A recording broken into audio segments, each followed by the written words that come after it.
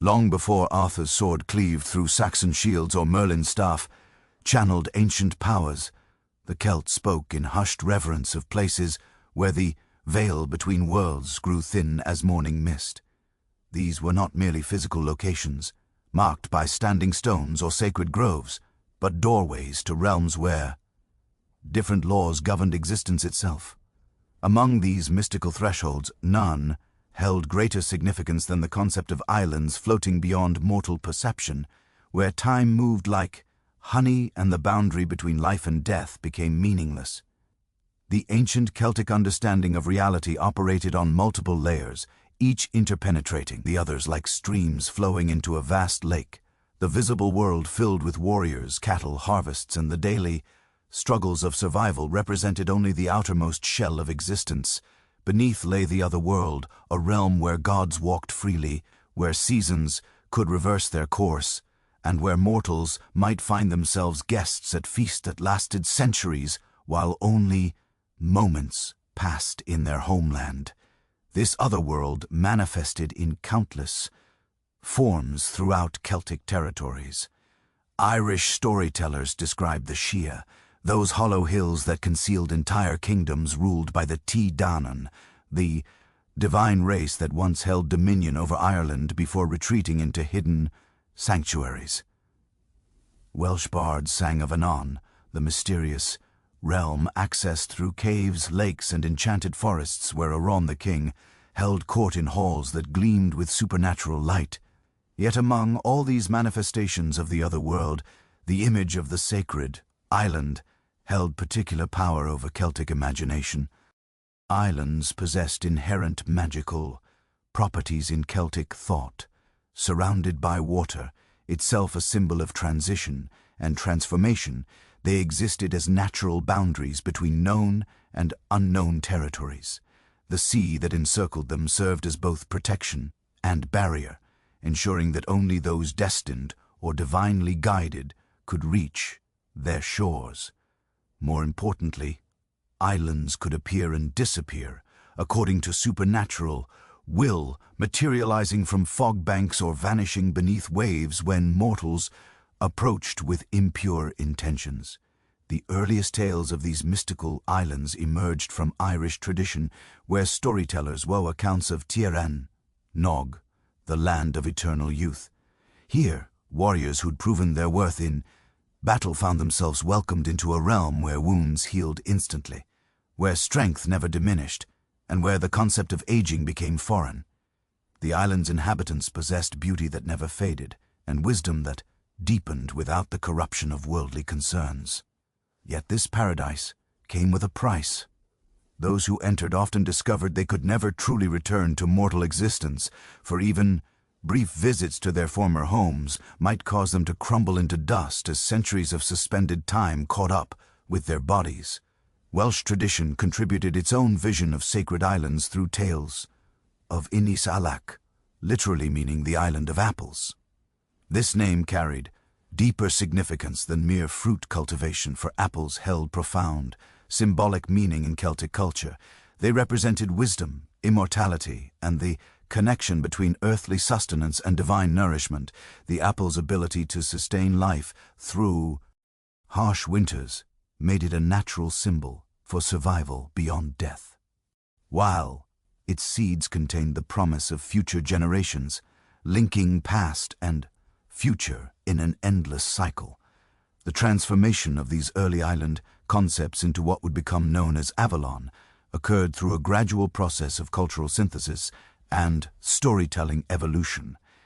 As Celtic tribes encountered changing political realities and new religious influences, their sacred narratives adapted while preserving core spiritual truths. The island sanctuary began to serve not merely as a destination for heroes seeking adventure or gods conducting their affairs, but as a refuge where the essential spirit of Celtic culture could survive intact regardless of external pressures. Archaeological evidence suggests that actual islands held special significance for Celtic religious practices. Druids, the priestly class who maintained oral traditions and conducted sacred rituals, often established their most important sanctuaries on islands or peninsulas. These locations provided natural isolation necessary for their complex ceremonies, while offering symbolic representation of the other world realms. They served as intermediaries to reach. The physical act of crossing water to reach these sacred spaces reinforced the spiritual journey required to access divine wisdom. The island sanctuary also functioned as a repository for cultural memory. In societies that transmitted knowledge through oral tradition rather than written records, certain locations became associated with the preservation of essential stories, genealogies, and spiritual teachings. The mystical island represented the ultimate such repository, a place where all knowledge remained safe from the destructive forces of war, invasion, or cultural change. Heroes who reached these islands often gained access to wisdom that had been preserved since the world's beginning, returning with prophecies, magical objects, or understanding that could benefit their entire people. As Celtic societies encountered Roman expansion and later Christian influence, the concept of the sacred island evolved to accommodate new spiritual frameworks while maintaining its essential character. The island's role as a bridge between worlds became even more pronounced, serving as a space where different religious traditions could coexist without losing their individual integrity. Pagan gods might retreat to these islands rather than disappear entirely, while Christian saints could establish monasteries that honored both new faith and ancient wisdom. The geographical reality of Britain itself, an island nation surrounded by smaller islands, provided perfect physical correlation for these spiritual concepts. The numerous islands off the British coast, from the Orkneys to the Scillies, offered tangible locations where storytellers could anchor their otherworldly narratives. Yet, the mystical islands of Celtic tradition transcended specific geographical identification. They existed simultaneously as real places and as spiritual metaphors, accessible through faith and vision rather than merely through sailing ships. The figure of the wounded or sleeping hero became central to island mythology during this period.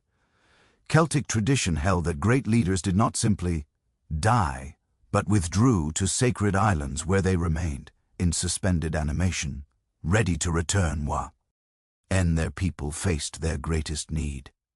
This concept served multiple functions. It provided comfort during times of crisis, preserved the memory of exceptional individuals, and maintained hope for future renewal. The island became not just a place of rest, but a staging ground for eventual return and restoration. Seasonal festivals reinforced the connection between mystical islands and the cycle of death and rebirth that governed both natural and supernatural worlds. During Samhain, when the barrier between worlds grew thinnest, the islands of the otherworld drew closest to mortal perception. Witnesses reported seeing phantom landmasses appearing on the horizon, hearing distant music carried on impossible winds, or encountering boats that sailed without crews toward unknown destinations. These experiences reinforced belief in the island's reality while emphasizing their fundamental otherworldly nature. The sacred groves that dotted Celtic territories served as terrestrial counterparts to the mystical islands, providing accessible spaces where similar spiritual experiences could occur. Oak, ash, and thorn trees, arranged in circular patterns, created natural temples where druids conducted their most important ceremonies. These groves often featured sacred springs or pools that reflected the water barriers surrounding mystical islands, while their canopy of leaves created enclosed spaces that felt separated from ordinary reality. The transition from grove-centered worship to island-focused mythology represented not abandonment of earlier practices, but expansion of spiritual geography to encompass both earthly and other worldly sanctuaries. The apple trees that gave Avalon its eventual name grew throughout Celtic territories, their seasonal cycle providing a natural calendar for spiritual observances. Spring blossoms promised renewal and hope. Summer fruit offered sustenance and abundance. Autumn harvest marked the gathering of wisdom, while winter's bare branches suggested death's temporary nature before inevitable rebirth. The apple's five-pointed star pattern, visible when the fruit is cut crosswise, became associated with the 5 directions recognized in Celtic cosmology. North, south, east, west, and the center point that connected all others. This symbolism reinforced the island's role as a central axis around which spiritual reality revolved. Warriors who sought the mystical islands often underwent elaborate purification rituals before beginning their journeys. These preparations involved fasting, meditation, and the performance of specific tasks designed to prove their worthiness. The journey itself became as significant as the destination, with each stage representing different aspects of spiritual transformation. Storms might test courage. Phantom ships could challenge perception, while encounters with supernatural beings assessed moral character. Only those who successfully navigated these trials could hope to glimpse the shores of the sacred Isle, the sacred groves and mystical islands that had sheltered Celtic wisdom for countless generations would soon witness their greatest test. The kingdom Arthur had forged through decades of warfare and diplomacy stood on the precipice of destruction. Not from Saxon invaders or foreign armies, but from the poison of betrayal that had taken root within Camelot itself. The round table, a symbol of unity and noble purpose, had become a breeding ground for jealousy and ambition, with Morrid, Arthur's own son, orchestrating a rebellion that would tear the realm apart. The signs of impending doom had manifested throughout the kingdom for months before the final confrontation. Crops withered without explanation, wells ran dry despite abundant rainfall, and strange lights danced across the night sky like omens of approaching catastrophe. Knights who had once stood shoulder to shoulder in countless battles found themselves choosing sides in a conflict that pitted father against son, loyalty against ambition. The very foundations of Arthur and Britain trembled as noble houses declared their allegiances, dividing the realm into opposing camps that prepared for civil war. Morrid's rebellion had gained momentum through careful manipulation of existing grievances and the exploitation of Arthur's prolonged absence during his continental campaigns. While the king pursued his vision of a Christian empire that would unite Britain with European allies, his illegitimate son cultivated support among nobles who felt neglected by Arthur's ambitious foreign policies. Medard's supporters included seasoned warriors who resented being left behind during glorious campaigns, ambitious lords who saw opportunity in chaos, and those who harbored ancient grudges against Arthur's reign. The usurper had also secured alliances with Saxon chieftains who viewed the civil war as an opportunity to reclaim territories lost during Arthur's earlier victories. The final march toward Camlann began, when Arthur received word of Morrid's open declaration of kingship and his seizure of Camelot. The aging king, weathered by decades of warfare and the weight of crown and sword, gathered his remaining loyal forces for what he knew would be his ultimate battle. The army that assembled under Arthur's banner represented the last flowering of the Round's ideals, knights who had served through the golden years of Camelot, grizzled veterans of Saxon wars, and younger warriors inspired by tales of Arthurian glory. Yet even among these faithful followers, many sensed they marched toward doom rather than victory.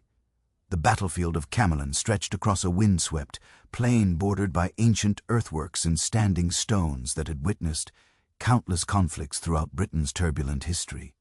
Archaeological evidence suggests the location held significance for pre-Roman tribes, its elevated positions and natural barriers making it ideal for decisive confrontations. The field itself bore the scars of previous battles, with weapon fragments and bone shards occasionally emerging from the soil to remind later generations of the violence that had repeatedly stained this ground. On this fateful day, the plain would witness the destruction of everything Arthur had built. Arthur's forces approached from the east as dawn broke over the battlefield, their banners streaming in the morning wind. The king himself rode at the head, Excalibur at his side and the crown of Britain upon his brow, presenting the image of majesty even as his body showed the accumulated toll of countless campaigns. His armor, dented and scarred from decades of warfare, gleamed with fresh polish applied by squires who understood they might be preparing their lord for his final battle. The dragon banner of Pa Dragon flew above the royal contingent, its red silk rippling against a sky that seemed unnaturally dark for morning. Morid's army occupied the western portion of the field, their ranks swollen with Saxon auxiliaries whose presence violated every principle Arthur had fought to establish. The sight of foreign warriors fighting alongside British rebels filled Arthur's knights with particular fury, for it represented not merely political opposition, but cultural betrayal. Morid himself appeared resplendent in armor that deliberately echoed his father's regalia, wearing a circlet that proclaimed his claimed kingship, while carrying a sword that some witnesses claimed bore supernatural properties granted by dark powers that opposed Arthur's Christian mission. The battle commenced with the traditional exchange of challenges and formal declarations, but these rituals carried unusual weight given the familial nature of the conflict. Arthur's herald proclaimed the king's right to rule and demanded Morid's submission, while Morid's representative declared Arthur's reign ended and called upon all present to acknowledge the new king. The formal words masked the deeper tragedy, a father and son who had reached a point where only violence could resolve their differences, despite the destruction such resolution would bring to everything they both claimed to cherish. The initial cavalry charges shattered the morning stillness with thunderous impact as mounted knights from both armies collided in the center of the field. Lances splintered against shields and armor. Horses screamed as they fell, and the carefully maintained formations dissolved into individual combats where personal skill and fortune determined survival. Arthur's veterans initially gained advantage through superior discipline and coordination, their years of fighting together allowing them to maintain cohesion even in the chaos of melee combat. However, Morid's forces possessed the desperate energy of rebels who knew defeat meant death, fighting with reckless courage that gradually offset their opponent's tactical superiority. As the battle progressed, the field became a maze of fallen horses, broken weapons, and wounded men calling for aid that would never come. The pristine banners that had marked different contingents became torn and blood-stained, making it increasingly difficult to distinguish friend from foe in the swirling confusion of combat. Saxon war cries mingled with British battle shouts, creating a cacophony that seemed to echo the fundamental divisions, tearing the kingdom apart. The ancient standing stones that bordered the battlefield witnessed scenes of violence that surpassed even the tribal conflicts of earlier centuries. Arthur himself fought with the fury of a king who saw his life's work crumbling around him, Excalibur carving through enemy ranks as he sought to reach his rebellious son. The legendary sword forged in otherworldly fires and blessed with supernatural sharpness, cut through armor and weapons as if they were made of parchment rather than steel. Yet even Excalibur could not overcome the mathematics of warfare. For every enemy Arthur struck down, two more seemed to take their place, while his own forces dwindled with each passing hour. The king's personal guard, composed of the Round Table's most faithful knights, fell one by one as they shielded Lord, from the press of enemies, seeking the glory of killing the legendary monarch. The tide of battle shifted repeatedly throughout the day as different contingents gained temporary advantages, only to lose them when fresh enemies entered the fray. Gain's sons led a charge that nearly broke Morid's left flank, but Saxon reinforcements arrived at the crucial moment to prevent complete collapse. Morid's cavalry achieved a breakthrough that threatened Arthur's supply train, only to be repelled by a desperate counterattack, led by knights who had served since the earliest days of Camelot. The ebb and flow of combat gradually consumed both armies, leaving the field littered with the bodies of men who had once shared the same ideals and allegiances. By afternoon, the battle had devolved into a series of isolated combats scattered across the bloody plain. The grand strategies and tactical maneuvers of the morning had given way to simple survival as exhausted warriors fought with whatever weapons remained functional. Many knights, their swords broken or lost, continued fighting with daggers, maces, or even stones picked up from the battlefield. the formal codes of chivalry combat that had governed warfare during Arthur's reign dissolved under the pressure of mutual annihilation, replaced by the brutal pragmatism of men who understood they were witnessing the end of their world. Arthur and Morrid finally encountered each other near the battle center, their paths converging as if drawn by fate toward this inevitable confrontation. The king, despite his exhaustion and multiple wounds, still presented a formidable figure as he approached his son. Blood stained his armor and face, but his eyes burned with undiminished determination to end the rebellion that had cost so many lives. Excalibur remained sharp and true in his grip, its blade untarnished despite the day's carnage, as if the legendary weapon retained its otherworldly properties, even in the midst of earthly catastrophe. Morrid appeared equally battered, but maintained the dangerous energy of a younger warrior fighting for his claimed throne. His armor bore the marks of numerous encounters, and his sword showed chips and notches from striking enemy weapons and shields. Yet his stance remained confident as he faced his father, perhaps believing that destiny favored the younger generation over the old. The usurper's supporters had fallen back to form a rough circle around the combatants, while Arthur's remaining knights created their own perimeter, ensuring that this final duel would proceed without interference. The combat between father and son possessed a terrible intimacy that distinguished it from the anonymous violence surrounding them. Each strike carried the weight of personal history. Each parry reflected knowledge of the opponent's fighting style, gained through years of training together.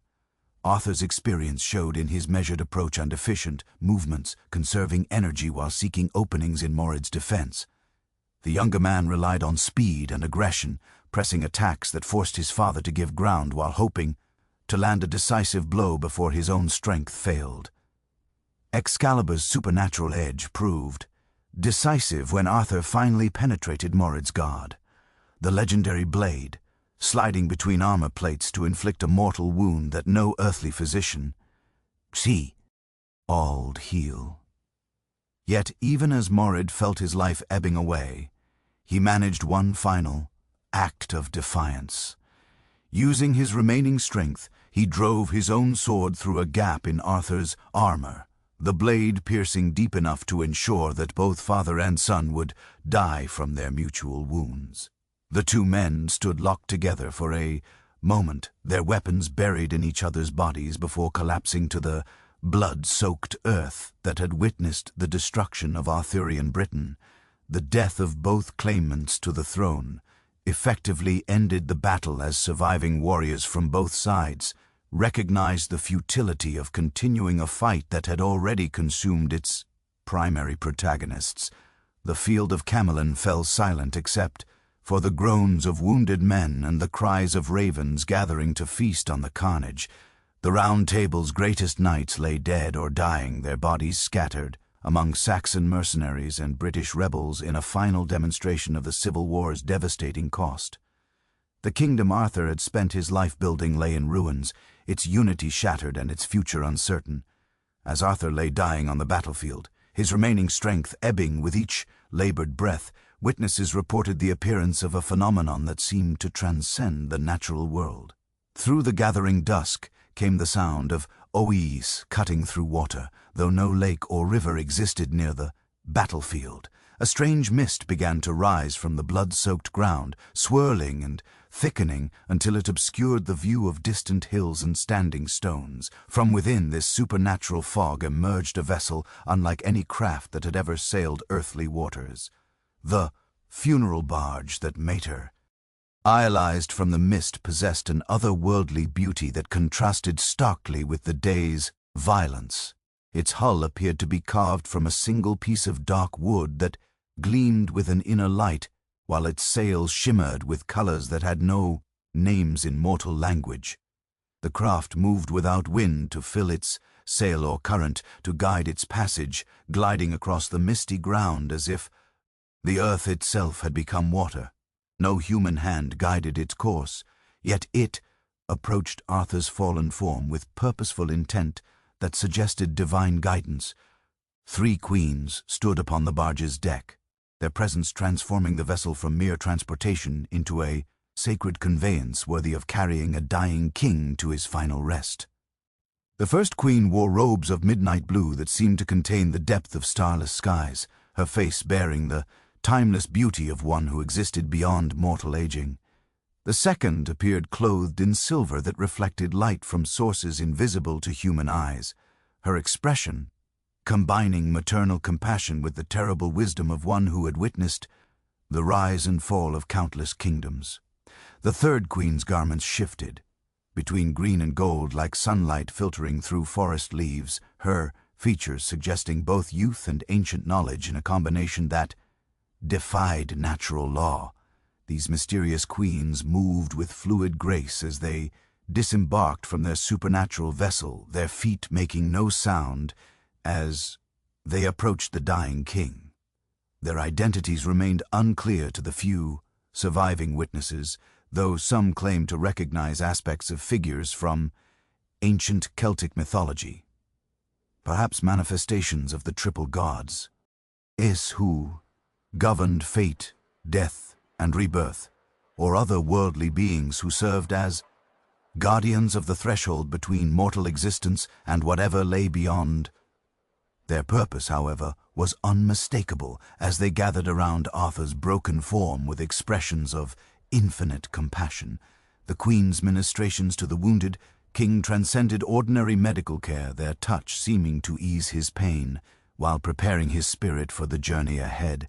They spoke in voices that carried the sound of distant music, their words unintelligible to human ears, but clearly comprehensible to Arthur himself. The dying king's face, which had been contorted with agony from Morad's blade, relaxed into peaceful acceptance as the queens performed their mysterious ritual. His breathing, which had been labored and irregular, became steady and deep, as if supernatural forces were sustaining his life for the duration of the journey to come. The process of moving Arthur to the funeral barge required no physical effort from the queens, as the king's body seemed to rise of its own accord when they gestured toward the waiting vessel. This levitation occurred with such natural grace that witnesses later debated whether they had observed miracle or illusion, though all agreed that no mortal hand touched the wounded monarch during his transfer from battlefield to barge. Arthur's armor, still stained with the blood of battle, began to gleam with renewed luster as supernatural forces cleansed it of earthly corruption, while his wounds ceased bleeding, though they did not heal completely. Before departing with their precious cargo, the queens attended to one final obligation that would mark the end of Arthur's earthly reign. Excalibur still lay beside the fallen king, its blade unstained despite the day's carnage, as if the legendary weapon had remained aloof from the violence that claimed its wielder. The first queen lifted the sword with reverence befitting its sacred nature, her touch causing the blade to emit a soft light that illuminated the gathering darkness. She examined the weapon carefully, as if reading messages inscribed in its otherworldly steel, before nodding to her companions in apparent satisfaction. The return of Excalibur to its supernatural origins required a ritual that transformed the immediate landscape around the funeral barge. As the queen raised the sword above her head, the mist that had concealed the vessel's arrival began to swirl and thicken, creating the impression of vast waters where none had existed before. The sound of waves lapping against an invisible shore filled the air, accompanied by the distant cry of seabirds that should not have been present so far from any coast. The very ground seemed to ripple and flow like liquid, creating the illusion that the barge floated upon an actual lake rather than solid earth. From these phantom waters rose a hand clothed in white silk, its fingers extended to receive the sword that had chosen Arthur as its wielder so many years before.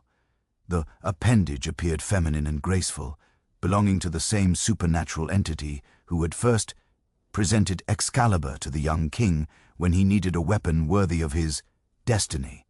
The Lady of the Lake, as she had become known in legend, had returned to reclaim her gift now that Arthur's earthly mission had reached its conclusion. Her Timing suggested that the E-sword's supernatural properties were never meant for permanent human possession, but were instead loaned for specific purposes that had now been fulfilled. The Queen's throw sent Excalibur spinning through the air in a perfect arc that seemed to defy natural law, the blade rotating with mathematical precision while emitting flashes of light that briefly illuminated the surrounding mist. The sword's flight lasted longer than physics should have allowed, as if time itself had been suspended to permit proper completion of the ritual. When the weapon finally reached the waiting hand, both sword and appendage vanished beneath the phantom waters with barely a splash, leaving no trace of their presence except ripples that gradually faded into stillness. With Excalibur returned to its otherworldly guardians, the Queens completed their preparations for departure.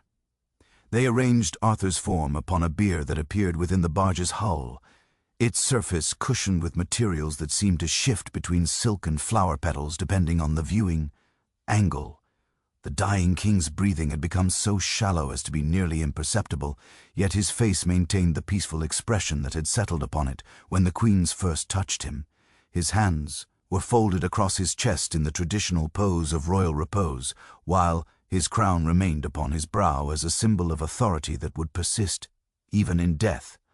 The funeral barge began its departure without ceremony or fanfare, simply fading back into the mist from which it had emerged. The few surviving witnesses reported that the vessel seemed to become translucent as it moved away, its outline growing increasingly difficult to distinguish from the surrounding fog. The sound of OES continued for several minutes after the barge itself had become invisible, gradually diminishing until only the natural sounds of night remained. The supernatural mist that had concealed the entire episode dissipated as mysteriously as it had appeared, leaving behind only the blood-soaked battlefield and the bodies of those who'd not been chosen for otherworldly rescue. Yet, Arthur's departure from the mortal realm did not represent simple death, but rather transformation into a different state of existence. The Queens who carried him away spoke of Avalon not as a destination for the deceased, but as a place of healing and preparation for future return. Their words, though incomprehensible to human ears, carried the promise that Britain's greatest king would not remain forever absent from the land he had loved and served. Instead, he would rest in the sacred isle's healing embrace until the kingdom faced its darkest hour, and required his return to restore justice and unity. The concept of sleeping king beneath Avalon's enchanted hills provided comfort to those who survived Camlann's devastation and witnessed the collapse of everything Arthur had built. Rather than accepting that their golden age had ended permanently, they could maintain hope that the once and future king would eventually awaken from his supernatural slumber to restore Britain's glory. This belief transformed Arthur from a historical figure whose reign had concluded into a messianic presence whose greatest triumph still lay in the future when the kingdom's need would be so desperate that only his return could provide salvation. The mists that had carried Arthur's funeral barge away from Camel's blood-soaked field concealed more than the dying king's passage to otherworldly sanctuary. Among the three queens who had appeared to guide Britain's greatest monarch to his final rest, one figure commanded particular attention from those few witnesses who survived the battle's carnage. Her presence aboard the supernatural vessel seemed both natural and startling, for she was no anonymous deity from Celtic mythology, but Arthur's own half-sister, Morgan le Fay, whose transformation from royal princess to the most powerful sorceress in the mystical realm had become the stuff of legend throughout the kingdom. Morgan's journey from the halls of Camelot to the enchanted shores of Avalon had begun decades before Arthur's final battle. Rooted in the complex web of family relationships and political machinations that had shaped the Pendragon dynasty.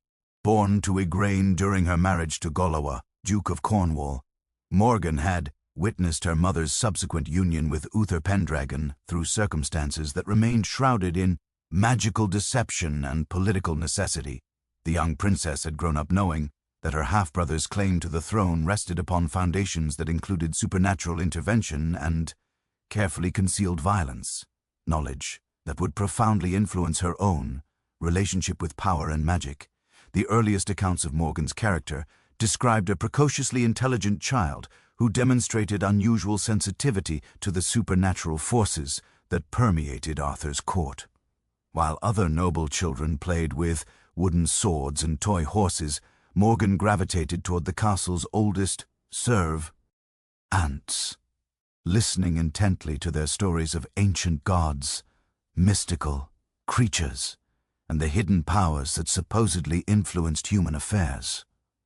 Her fascination with these tales went beyond mere childish curiosity, as she began displaying an uncanny ability to predict weather changes, locate lost objects, and sense the emotional states of those around her with accuracy that unsettled even experienced courtiers. Merlin's presence at Camelot provided Morgan with her first formal introduction to magical arts. Though the great wizard approached her education with considerable caution, the aging sorcerer recognized in Arthur's half-sister a natural aptitude for supernatural manipulation that exceeded even his own early abilities. Yet he also sensed within her a fierce independence and questioning nature that made her unsuitable for the traditional master-apprentice relationship. Instead of attempting to control Morgan's development, Merlin chose to guide her studies while allowing her considerable freedom to explore magical techniques that aligned with her particular talents and interests. Morgan's magical education proceeded along paths that diverged significantly from the Mala-dominated traditions that had shaped Merlin's own training. Where the great wizard focused on dramatic displays of power designed to audiences and influence political events, Morgan developed subtler techniques that worked through natural processes rather than against them. Her early experiments involved accelerating plant growth, encouraging animal healing, and manipulating weather patterns in ways that appeared coincidental rather than obviously supernatural. These abilities made her invaluable during times of drought or disease, when her interventions could save crops or livestock without creating the fear and suspicion that more obvious magic might generate. The healing arts became Morgan's particular specialty as she matured from gifted child into accomplished young woman. Her understanding of herbal medicine surpassed that of any court physician, not merely through academic study but through an intuitive connection with plant properties that seemed to transcend normal human knowledge. She could identify medicinal herbs by touch and complete darkness, determine the optimal timing for gathering ingredients based on lunar cycles and seasonal changes, and combined substances in ways that produced effects far beyond what their individual properties should have allowed. Morgan's reputation as a healer spread throughout Arthur's kingdom as word of her successes reached communities far from Camelot.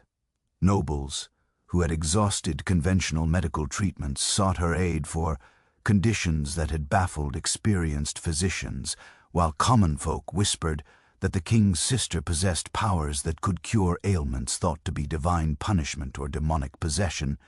Her healing chamber became a place of pilgrimage for the desperate and dying, its walls lined with bottles containing preparations that glowed with inner light and emitted fragrances that seemed to change depending on the observer's needs. Yet Morgan's healing abilities came, paired with knowledge of their opposite applications for understanding how to preserve life, inevitably provided insight into methods of ending it. Her mastery of herbal properties included comprehensive knowledge of poisons, their effects, and antidotes. Information that made her both invaluable ally and potentially dangerous enemy. Courts learned to treat Morgan with careful respect, aware that her pleasant demeanor and healing reputation concealed capabilities that could prove lethal if she ever chose to employ them for destructive purposes. The complex relationship between Morgan and Arthur evolved throughout their shared years at Camelot, influenced by the fundamental tensions inherent in their situation. As Arthur's half-sister, Morgan possessed royal blood that gave her legitimate claim to political influence and social status. Yet her gender limited the formal roles available to her within the masculine world of medieval kingship. Her magical abilities provided alternative sources of power that transcended conventional political limitations. But they also marked her as potentially dangerous in a Christian kingdom that viewed supernatural practices with increasing suspicion. Arthur's attitude toward his half-sister reflected the broader contradictions of his reign, which attempted to balance Christian ideals with the pagan traditions that had shaped British culture for centuries. The king valued Morgan's healing abilities and appreciated her counsel on matters requiring supernatural insight. Yet he remained uncomfortable with the extent of her powers and the independence they afforded her. The relationship combined genuine familial affection with underlying tension, as both siblings recognized that Morgan's capabilities could either strengthen or threaten Arthur's rule depending on how she chose to employ them. The arrival of Guinevere as Arthur's queen introduced additional complexity to Morgan's position at court. The new queen's presence relegated Morgan from her previous status as the kingdom's primary female figure to a secondary role that chafed against her proud nature and considerable abilities. More significantly, Guy's devout Christianity and suspicion of magical practices created an atmosphere where Morgan's supernatural activities faced increasing scrutiny and criticism. The tension between the two women reflected broader cultural conflicts between old and new religious traditions that would eventually contribute to the kingdom's internal divisions. Morgan's gradual withdrawal from active court life began as a response to these mounting pressures, but it evolved into something far more significant as she discovered that distance from Camelot actually enhanced, rather than diminished, her magical capabilities. The sacred sites scattered throughout Britain's landscape called to her with increasing intensity, drawing her toward ancient stone circles, holy wells, and hilltop sanctuaries where the boundaries between natural and supernatural worlds grew thin. These locations provided access to power, sources that dwarfed anything available within castle walls, while their isolation offered freedom to pursue magical studies without fear of observation or interference. The transformation of Morgan from court-based healer to wandering enchantress occurred gradually over several years as she established a network of sacred sites where she could conduct increasingly ambitious magical experiments. Her travels took her to the stone circles of the far north, where she learned to harness the earth's natural energies for healing and divination. She studied with the remaining doctor, Druids who maintained hidden groves in remote forests, absorbing their knowledge of plant magic and seasonal rituals. Most significantly, she began receiving visions that revealed the existence of Avalon itself, the mystical island that would become her ultimate destination and the source of her greatest powers. The visions that guided Morgan toward Avalon arrived during deep meditative states induced through combinations of herbal preparations and ritual practices derived from pre-Christian traditions. These supernatural revelations presented the sacred island not as a distant paradise, but as an accessible reality that existed parallel to the ordinary world, separated by barriers of perception rather than physical distance. The visions showed her apple groves that bloomed perpetually, healing springs that could cure any ailment, and libraries containing the accumulated wisdom of ages past. Most importantly, they revealed that Avalon required a guardian who could bridge the gap between ancient knowledge and contemporary needs. Morgan's first successful journey to Avalon occurred during a particularly intense vision quest conducted at a stone circle whose origins predated Roman occupation of Britain. The ritual required 3 days of fasting and continuous meditation, during which she gradually felt her consciousness separating from physical constraints and gaining access to other worldly realms. The transition from ordinary reality to Avalon's mystical landscape occurred so smoothly that she initially failed to recognize that she'd crossed between worlds, assuming instead that she'd simply discovered a previously unknown valley hidden among familiar hills. The reality of her situation became clear only when she encountered Avalon's existing inhabitants, supernatural beings who had maintained the island's sanctity for countless generations. These entities appeared in forms that shifted between human and elemental manifestations, sometimes presenting themselves as ageless men and women of extraordinary beauty, other times revealing their true nature as personifications of natural forces like wind, water, fire, and earth. They welcomed Morgan not as an intruder, but as the successor they had long awaited, someone capable of serving as intermediary between Avalon's timeless wisdom and the changing world beyond its borders. The education Morgan received on Avalon transcended anything available in the mortal realm, encompassing not merely magical techniques, but fundamental understanding of the forces that governed existence itself. Her supernatural teachers revealed the true nature of healing, showing her that physical ailments often reflected spiritual imbalances that could be corrected through proper manipulation of energy flows within and around the human body. They taught her to perceive the connections linking all living things, enabling her to draw upon the life force of plants, animals, and even geological formations to power her magical workings. More significantly, Morgan learned to manipulate time itself within Avalon's borders, discovering that the island's unique properties allowed for the acceleration, deceleration, or even reversal of temporal flow depending on the practitioner's skill and need. This temporal mastery proved essential for her role as guardian of ancient knowledge, as it enabled her to preserve information and artifacts from different historical periods within spaces where they could remain accessible regardless of external changes. The libraries she established on Avalon contained scrolls from pre-Roman Britain alongside prophetic texts, describing events that would not occur for centuries to come. Morgan's mastery of Avalon's healing springs elevated her abilities far beyond conventional medicine into realms that bordered on resurrection itself. The island's waters possessed properties that could reverse aging, cure diseases thought to be divinely ordained punishments, and even restore life to those who had recently died under certain circumstances. Her understanding of these waters' properties required years of careful study and experimentation, as their power demanded precise application to avoid unended consequences that could prove more harmful than the original ailments they were meant to address. The establishment of Morgan as Avalon's primary guardian coincided with her growing awareness of the kingdom's approaching crisis and her brother's eventual need for sanctuary. Her prophetic abilities, enhanced by the island's supernatural properties, provided clear visions of Camlann's carnage and Arthur's mortal wounding long before these events actually occurred. Rather than attempting to prevent the tragedy, Morgan recognized that Arthur's apparent death represented a necessary transformation that would ultimately enable his return when Britain faced its greatest need for heroic leadership. The preparation of Avalon as Arthur's place of healing and rest required Morgan to transform significant portions of the island's landscape to accommodate a wounded king's specific needs. She cultivated gardens containing herbs with unprecedented healing properties. Their growth accelerated and their potency enhanced through magical techniques that drew upon the island's concentrated supernatural energies.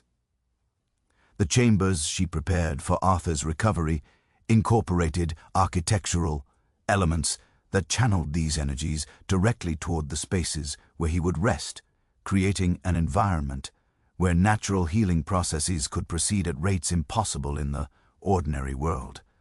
Morgan's relationship with the other queens who would eventually accompany her to Camlann developed through her expanding role as Avalon's guardian and her increasing involvement with supernatural entities from throughout the Celtic otherworld.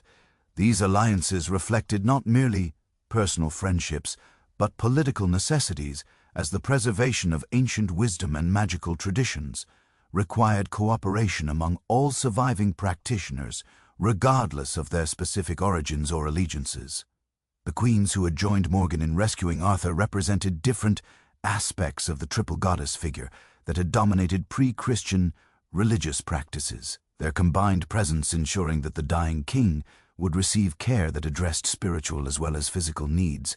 The magical preparations required for Arthur's rescue from Camlann's battlefield demanded months of careful planning, and the coordination of supernatural forces from throughout the other world. Morgan's role as primary organizer reflected both her intimate knowledge of Arthur's condition and her unique position as intermediary between Avalon's timeless realm and the temporal world where the battle would occur. The funeral barge, that would carry Arthur to safety, required construction techniques that combined earthly craftsmanship with other worldly materials, resulting in a vessel capable of traversing the boundaries between different planes of existence. As the time of Arthur's final battle approached, Morgan found herself experiencing the complex emotions of someone who possessed foreknowledge of tragedy but understood the necessity of allowing events to unfold according to their destined pattern. Her love for her half-brother wed with her acceptance of his need to experience apparent death as prelude to ultimate transformation. The healing she would provide on Avalon represented not merely medical treatment, but spiritual preparation for a future role that would transcend Arthur's previous accomplishments as mortal king. Morgan's establishment as Avalon's primary guardian represented only the beginning of a transformation that would reshape the mystical island's entire structure and purpose. The supernatural entities who had welcomed her arrival possessed wisdom accumulated over millennia, but they lacked the connection to contemporary human affairs that would prove essential as Britain entered its most turbulent period. The solution emerged through Morgan's discovery that Avalon could support multiple guardians simultaneously, each contributing unique abilities that would strengthen the island's capacity to serve as sanctuary and repository of ancient knowledge. The selection process for additional guardians followed patterns established in pre-Christian Celtic tradition, where sacred sites required protection by groups of 9 individuals representing different aspects of divine feminine power. Morgan's visions revealed potential candidates scattered throughout Britain and the Celtic territories beyond. Women whose natural magical abilities had developed along paths that complemented her own specializations. These individuals possessed talents that range from weather manipulation and prophetic sight to shape-shifting and communication with other worldly beings, creating a collective capability that far exceeded what any single practitioner could achieve alone. The first sister to join Morgan on Avalon arrived during the autumn following Arthur's coronation, when political tensions throughout the kingdom had begun generating supernatural disturbances that threatened the delicate balance between worlds. Morwenna of the Northern Isles brought with her mastery over oceanic forces that had developed through childhood, spent among communities whose survival depended upon reading weather patterns and predicting tidal changes. Her abilities extended far beyond conventional seamanship into realms where human will could influence wind, direction, calm stormy waters, or summon fog banks thick enough to conceal entire fleets from enemy observation. Moana's physical appearance reflected her elemental connections, with hair that shifted between silver and deep blue, depending on lighting conditions, and eyes that seemed to contain the depth of ocean trenches. Her clothing consisted of materials that appeared to be woven from seafoam and kelp, yet felt as soft as finest silk to the touch. When she spoke, her voice carried the rhythmic quality of waves breaking against rocky shores, while her movements possessed the fluid grace of someone equally comfortable on land or beneath the water's surface. The chambers she established on Avalon incorporated pools connected to underground streams that somehow maintained connection with distant seas, allowing her to monitor oceanic conditions throughout the known world. The second sister, Branwen the Farseer, possessed prophetic abilities that surpassed even Morgan's considerable talents in this area. Her gift manifested during early childhood, when she began experiencing dreams that revealed future events with disturbing accuracy, causing her family to seek guidance from druids who recognized her potential and arranged for specialized training. Unlike conventional prophecy that provided cryptic warnings requiring interpretation, Branwen's visions offered detailed glimpses of specific future moments, complete with visual details, spoken words, and emotional context that made them indistinguishable from actual memories. Branwen's prophetic sight came, with physical manifestations that marked her as touched by otherworldly forces. Her left eye remained normal in appearance and function, providing ordinary vision of present circumstances, while her right eye had turned completely white and seemed to focus on scenes invisible to others.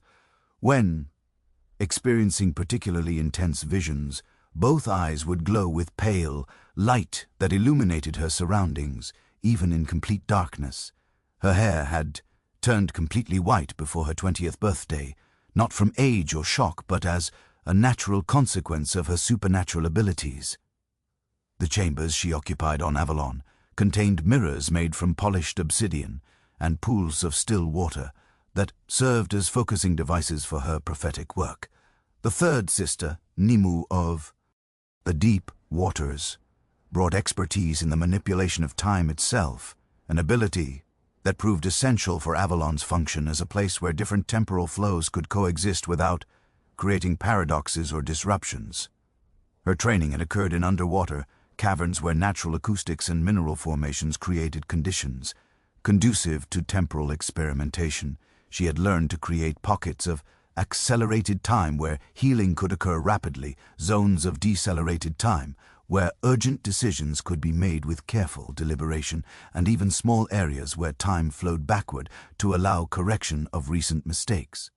Nimue's mastery over temporal forces required her to exist partially outside normal time flow, resulting in an appearance that seemed to shift between different ages depending on the observer's perspective. Sometimes she appeared as a young woman in the prime of life, other times as a mature matron with decades of experience evident in her features, and occasionally as an ancient crone whose eyes held the wisdom of centuries. Her clothing seemed to exist in multiple time periods simultaneously, incorporating elements from past, present, and future fashion, in combinations that should have appeared ridiculous, but instead created an impression of timeless elegance. The fourth sister, Morgos, the Shape Turner, possessed abilities that allowed her to alter not only her own physical form, but also the appearance of objects, landscapes, and other individuals within her sphere of influence. Her transformative powers had developed through intensive study of the connections between consciousness and physical reality, leading to understanding that material forms represented merely temporary manifestations of underlying spiritual patterns that could be modified through proper application of will and knowledge. Her shape-shifting abilities extended beyond a simple disguise into realms where she could actually become the creatures whose forms she assumed, gaining their instincts, abilities, and perspectives. Morgase's natural form combined features from various creatures in ways that suggested her fundamental connection to transformative processes. Her hair changed color and texture to match her current emotional state, flowing like liquid when she was calm but bristling like animal fur when agitated. Her fingernails could extend into claws when needed for defense, while her teeth showed subtle points that became more pronounced during moments of stress or anger. The chambers she established on Avalon contained mirrors that showed not her current appearance, but potential alternative forms she might assume, while her wardrobe consisted of garments that automatically adjusted to accommodate whatever shape she happened to be wearing. The fifth sister, Vivian, the Earth Speaker, brought mastery over geological forces and the ability to communicate with the consciousness that dwelt within stones, mountains, and underground formations. Her connection to terrestrial energies had developed during childhood, spent in cave systems where she learned to navigate by sensing mineral compositions and underground water flows. Her abilities allowed her to accelerate geological processes, causing flowers to bloom from bare rock or encouraging the formation of new springs in locations where water was needed. More dramatically, She Company ULD influenced seismic activity within limited areas, creating or preventing earthquakes as circumstances required. Vivian's physical characteristics reflected her elemental connections through skin that possessed the warm brown color of fertile soil and hair that contained flecks of various minerals that caught light-embedded gems. Her clothing incorporated actual stones and crystals that served both decorative and functional purposes. creating patterns that channeled earth energies in specific directions. Her chambers on Avalon were carved directly into the island's bedrock, their walls lined with crystals that resonated with geological formations throughout Britain and beyond, providing her with information about distant events that affected the earth itself. The sixth sister, Elaine the Firekeeper, controlled flames and heat with precision that allowed her to use fire for healing rather than destruction. Her abilities had developed through training with metal workers who recognized that her natural affinity for flames extended far beyond conventional smithcraft into realms where fire could be used to purify spirits, forge magical artifacts, and maintain the boundaries between different planes of existence. She could create flames that burned without consuming their fuel, fires that produced light without heat, and controlled combustion that could destroy specific substances while leaving surrounding materials completely unharmed. Elaine's appearance incorporated the visual characteristics of controlled flame with red hair that seemed to flicker and dance even in still air, and eyes that glowed with inner fire during moments of intense concentration. Her skin maintained the warm temperature of someone standing near a hearth, while her clothing consisted of materials that appeared to be woven from flame itself, yet remained comfortable to wear and touch. The chambers she maintained on Avalon contained forges that burned with supernatural fires capable of working materials that existed nowhere in the ordinary world, producing artifacts that combined earthly craftsmanship with otherworldly properties. The seventh sister, Morgana the Windwalker, possessed mastery over atmospheric forces that allowed her to travel instantly between distant locations by stepping into wind currents and emerging wherever air moved according to her will. Her abilities extended beyond simple transportation into comprehensive control over weather patterns, enabling her to summon storms, dispel clouds, or create zones of perfect calm as circumstances required. Her connection to atmospheric forces provided her with information about events occurring anywhere that air currents could reach, making her invaluable for gathering intelligence about developments throughout the known world.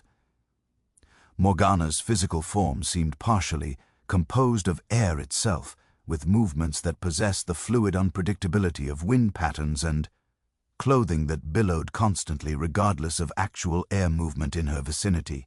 Her hair floated around her head as if she existed in a perpetual gentle breeze, while her voice carried the whispered quality of wind moving through leaves. The chambers she occupied on Avalon opened directly to the sky through apertures that allowed free air movement, while somehow preventing rain or snow from entering, creating spaces where she could maintain constant connection with atmospheric conditions throughout the world. The eighth sister, Gwenhwyfa, the Dream Weaver, specialized in the manipulation of sleep, dreams, and the boundary states between waking and sleeping consciousness. Her abilities allowed her to enter the dreams of others, implant specific visions or memories, and use dream states as pathways for traveling between distant locations or different planes of existence.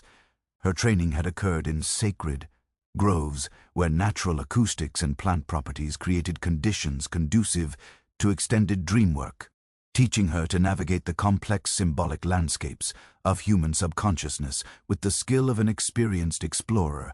Gwenhwyfa's appearance reflected her connection to dream states through features that seemed slightly blurred around the edges, as if she existed partially in the realm of sleep even while awake. Her movements possessed the fluid illogic of dream sequences, while her clothing incorporated patterns that seemed to shift and change when observed directly but remained stable in peripheral vision. The chambers she established on Avalon contained beds and couches designed to facilitate dream work, their surfaces cushioned with materials that promoted specific types of visionary experiences, depending on the user's needs and intentions. The ninth and final sister, the Soul, Menna, brought abilities that addressed spiritual rather than physical ailments. Working with the fundamental life force that animated all living beings, her healing techniques operated at levels that transcended conventional medicine, addressing the root causes of illness and injury that often originated in spiritual imbalances or traumatic experiences that had damaged the essential connection between body and soul. Her training had occurred in ancient burial grounds where the boundary between life and death grew thin, teaching her to work with energies that existed at the fundamental level of existence itself. Igraine's presence generated immediate sense of peace and wholeness that affected everyone in her vicinity, while her touch could ease not only physical pain, but also the deeper anguish that arose from loss, betrayal, or spiritual confusion. Her appearance combined the wisdom of age with the vitality of youth in ways that suggested her fundamental connection to life-giving forces, while her clothing seemed to glow with soft light that provided comfort to those who looked upon it. The chambers she maintained on Avalon incorporated healing pools whose waters could restore not only physical health but also the spiritual integrity that illness or injury had damaged. The assembly of these 9 sisters on Avalon created a collective capability that transformed the mystical island from a simple sanctuary into the most powerful magical center in the known world. Their individual specializations complemented each other in ways that generated emergent properties exceeding the sum of their separate abilities, while their shared commitment to preserving ancient wisdom ensured that knowledge accumulated over millennia would survive regardless of external political or religious changes.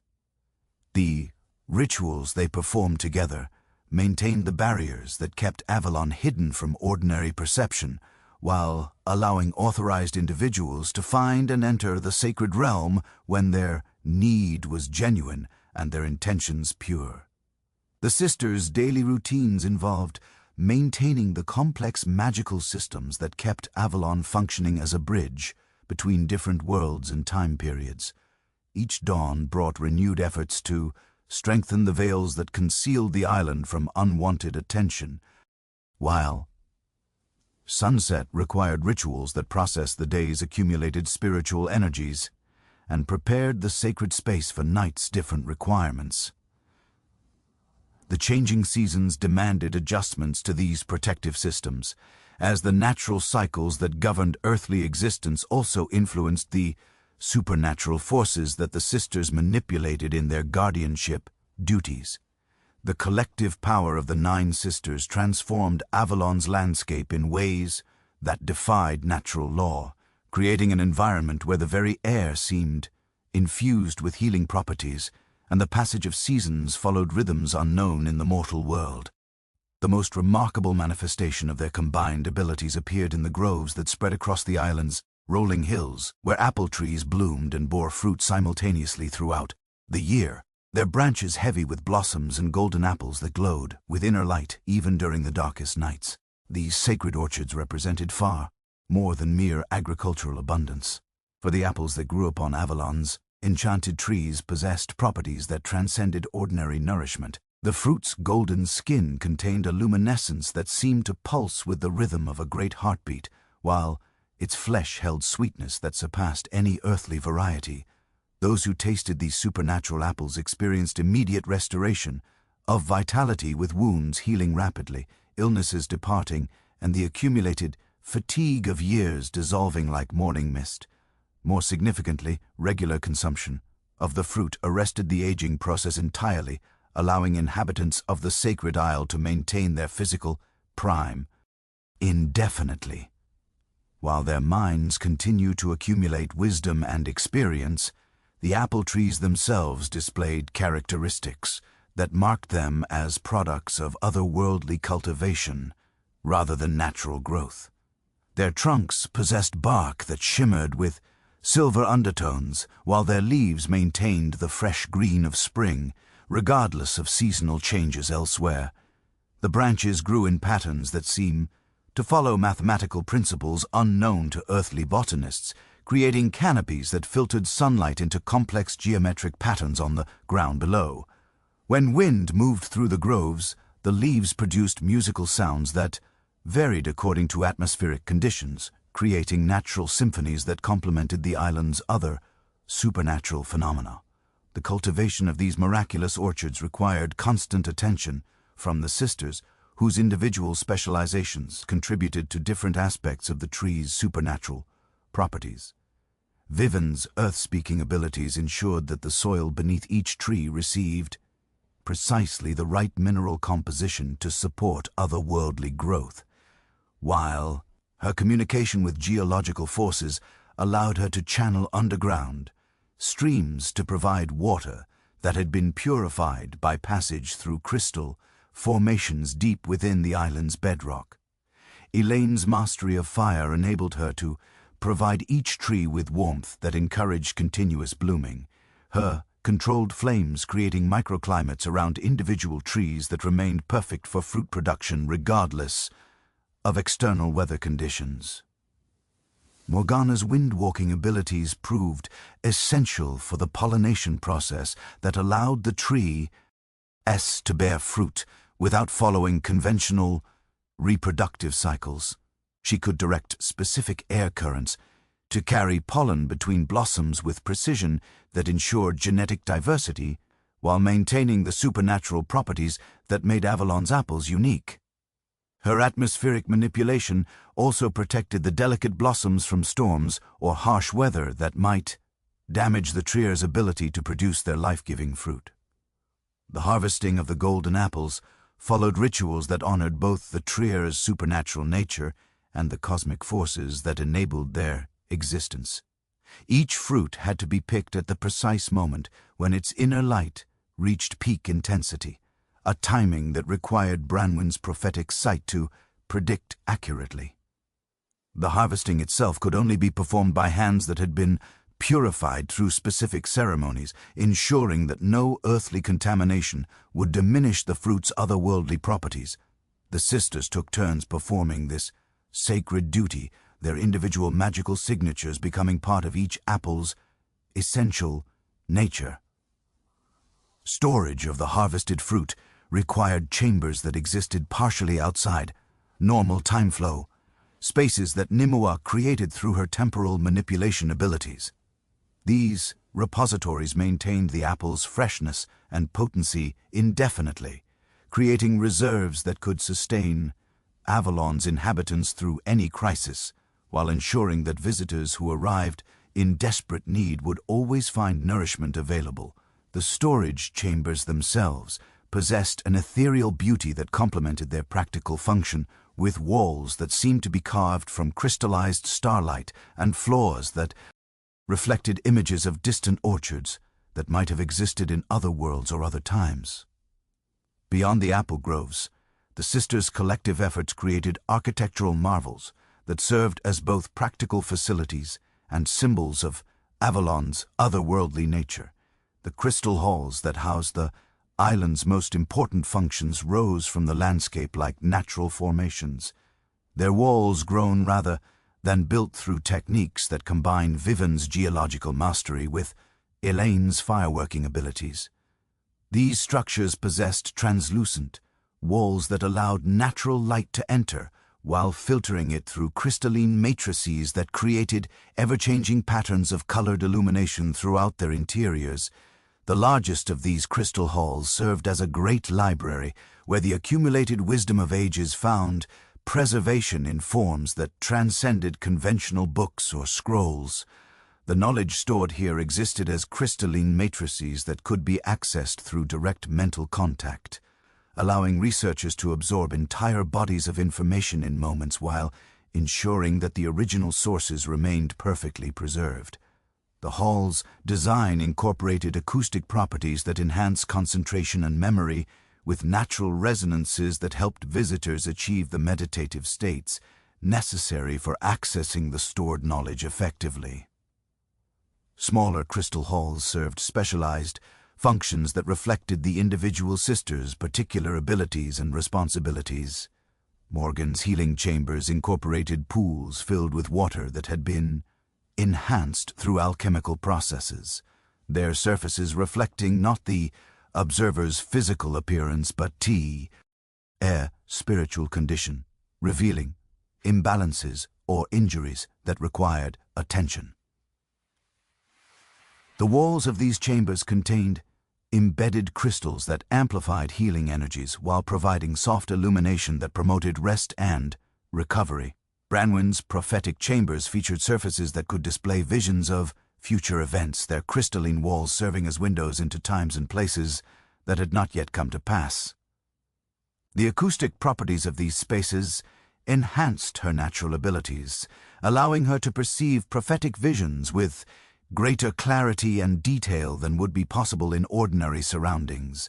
Visitors seeking guidance about future events could observe these visions directly, though interpreting their meaning often required Branwen's expert guidance.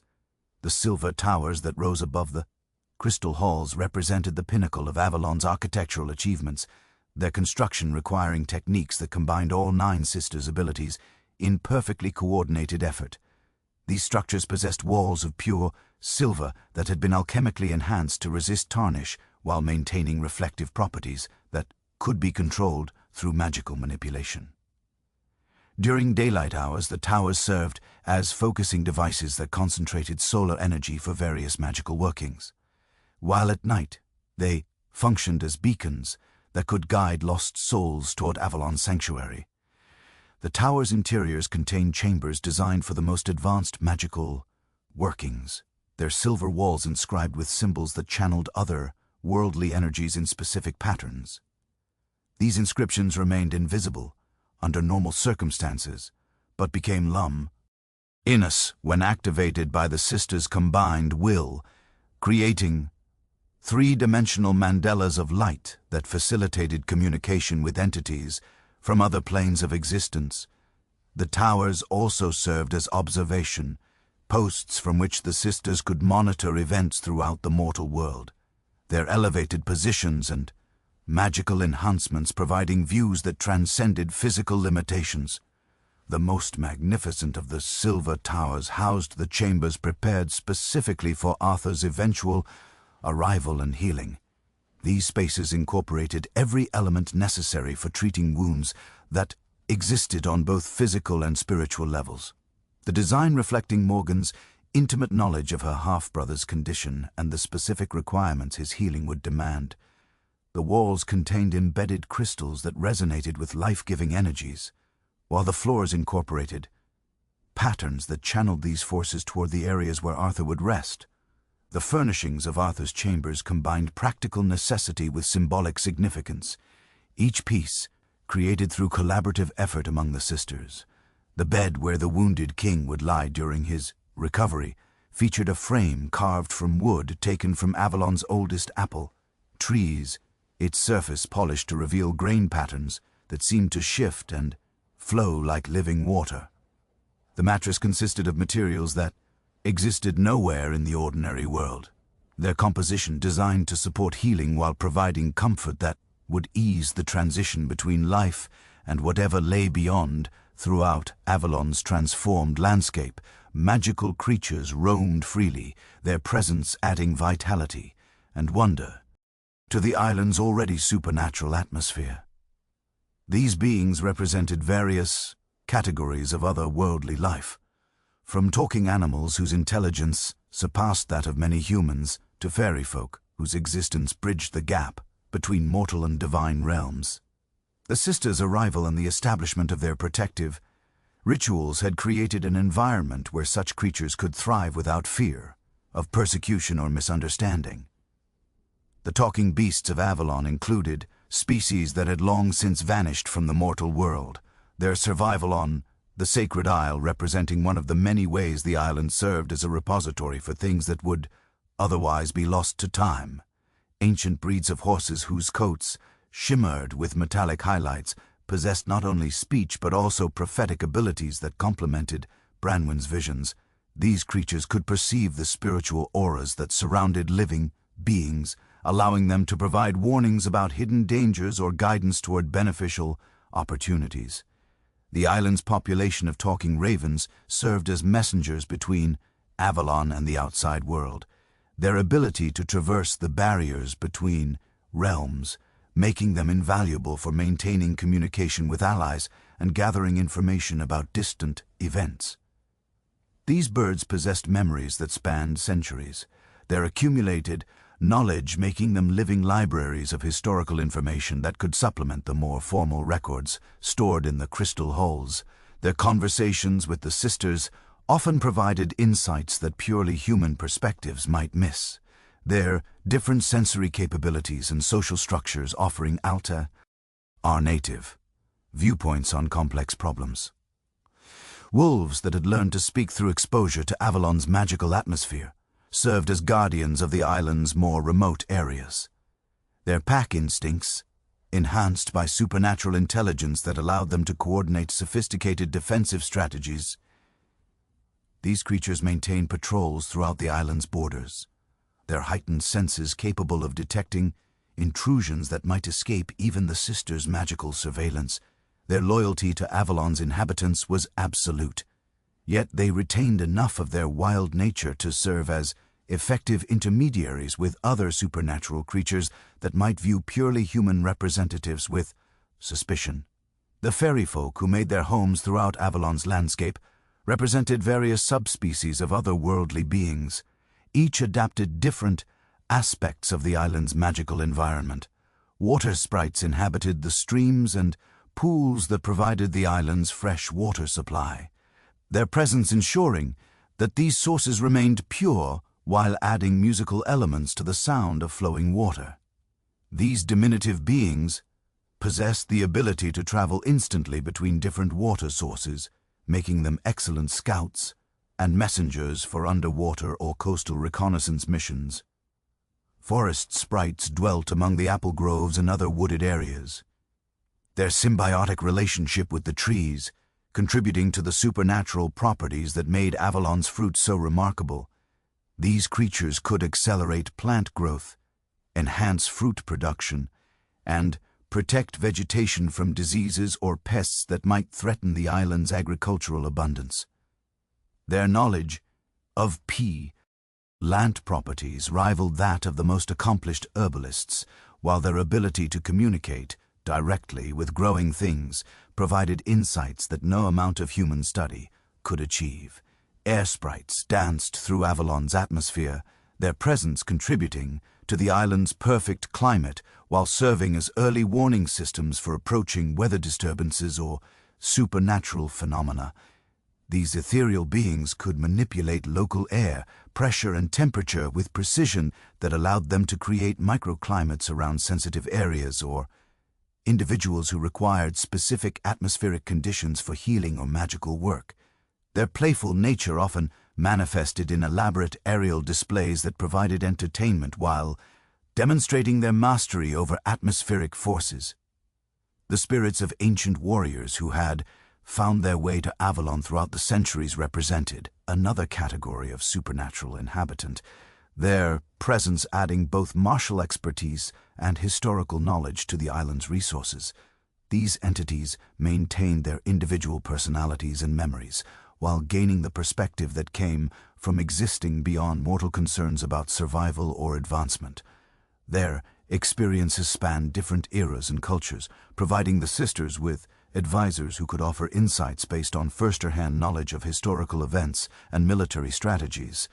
Celtic warriors from the pre-Roman period brought understanding of the magical traditions that had originally shaped British culture, their knowledge of druidic practices and seasonal rituals proving invaluable for maintaining Avalon's connection to its ancient roots.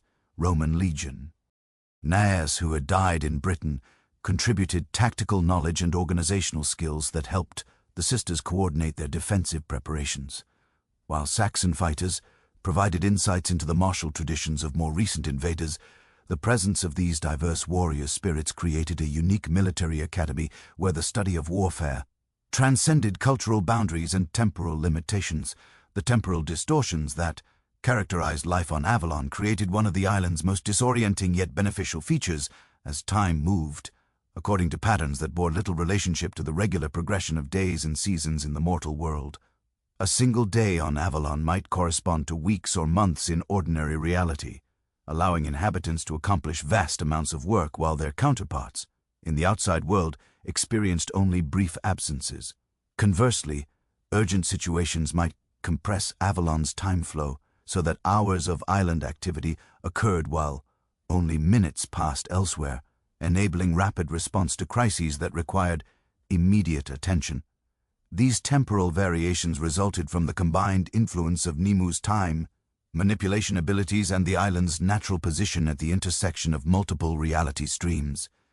The effect was not uniform across Avalon's entire surface, but varied according to location and purpose, with different areas maintaining time flows appropriate to their specific functions. The apple groves existed in perpetual growing season, their temporal environment optimized for continuous fruit production, while the healing chambers operated under conditions that accelerated recovery without creating the disorientation that rapid healing might otherwise cause. The crystal halls experienced time flow that enhanced learning and research, with their temporal environment allowing scholars to absorb vast amounts of information while maintaining the mental clarity necessary for complex analysis. Visitors to these facilities often discovered that they could spend subjective weeks studying important topics while only hours passed in the outside world, returning to their normal lives with enhanced knowledge, but without having missed important external events. The temporal distortions that allowed Avalon to exist outside ordinary reality created perfect conditions for preserving not only Arthur's wounded form, but also the accumulated wisdom of Britain's greatest magical practitioner. Yet Merlin's arrival at the Sacred Isle would not come through the gentle ministrations of the Nine Sisters or the supernatural intervention of other worldly queens.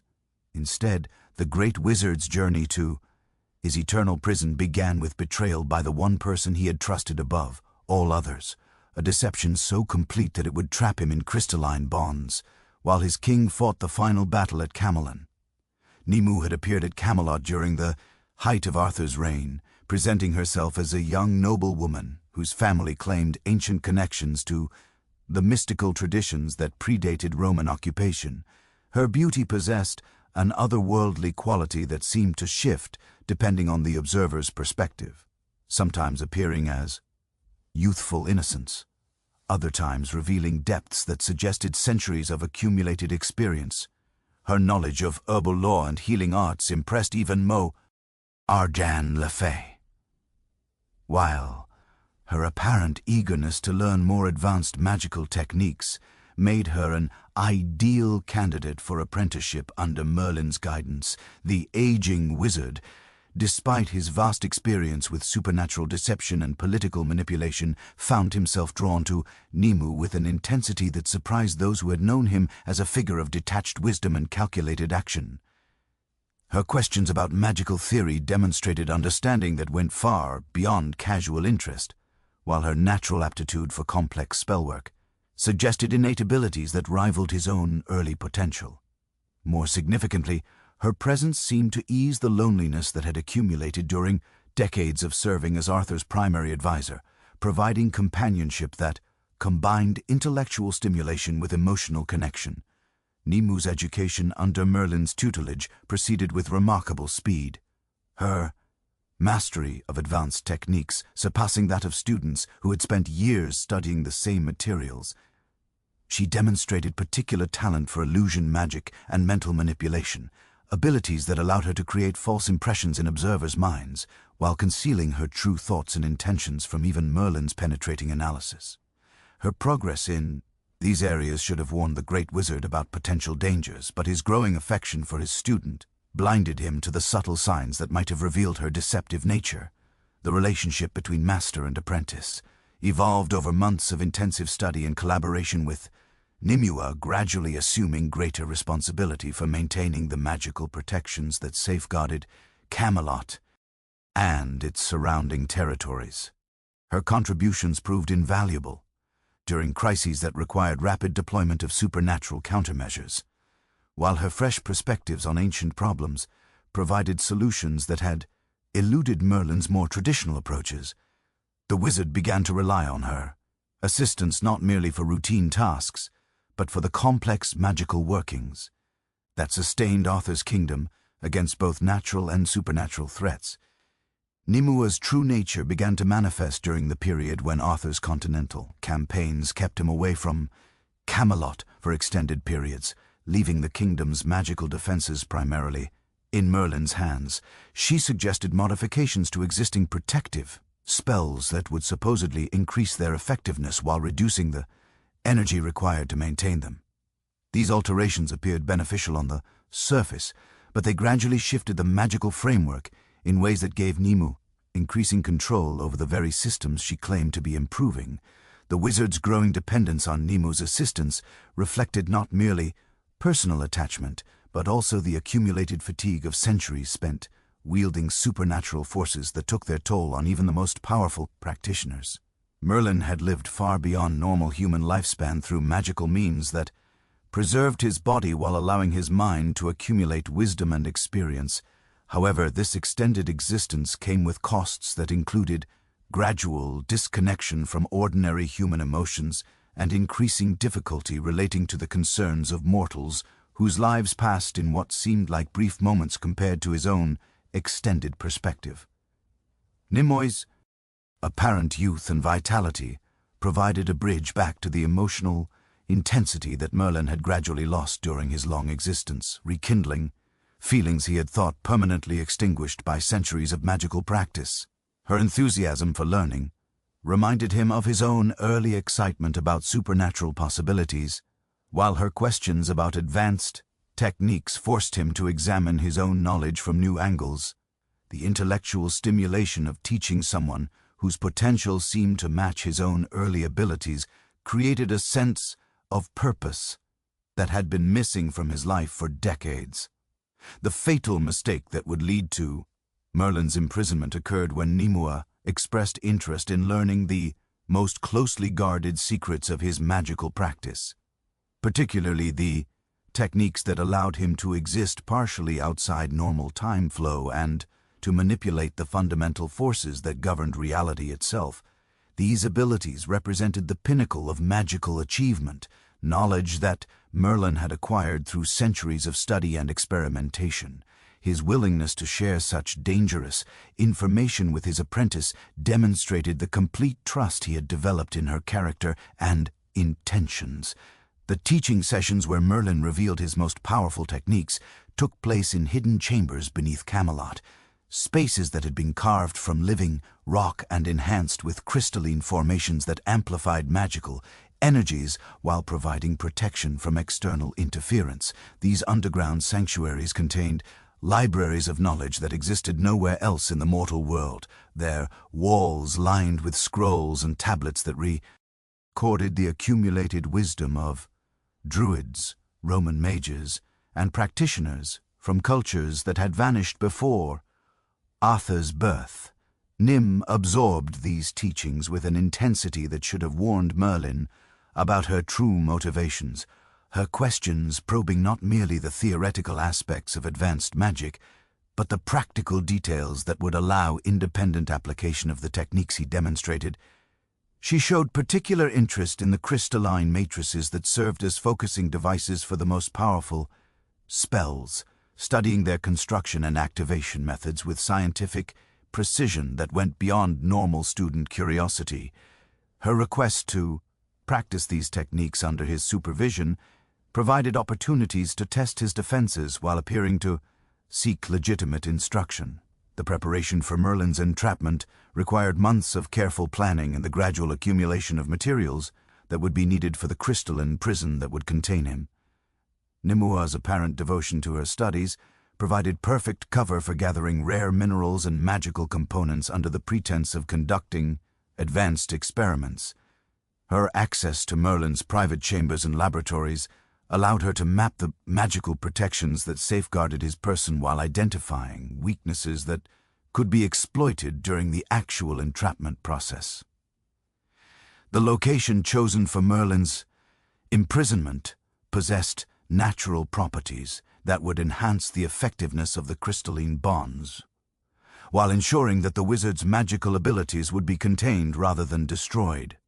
The cave system that would become his eternal prison lay beneath a hill that had served as a sacred site for pre-Christian religious practices. its chambers carved by underground, streams that had deposited mineral formations over countless centuries. The natural crystals that lined these caverns resonated with magical energies in ways that could be manipulated to create a prison that would hold even some of Merlin's extraordinary abilities. The actual entrapment occurred during what appeared to be a routine magical working with Nimue, requesting Merlin's assistance in testing a new theoretical application of crystalline focusing techniques. The wizard's trust in his apprentice prevented him from recognizing the subtle modification she had made to the ritual circle, changes that would redirect the magical energies he channeled toward creating his own prison, rather than the experimental effect she claimed to be attempting. The moment of realization came too late, as the crystalline matrix began forming around his body before he could break free from the magical bindings that held him in place.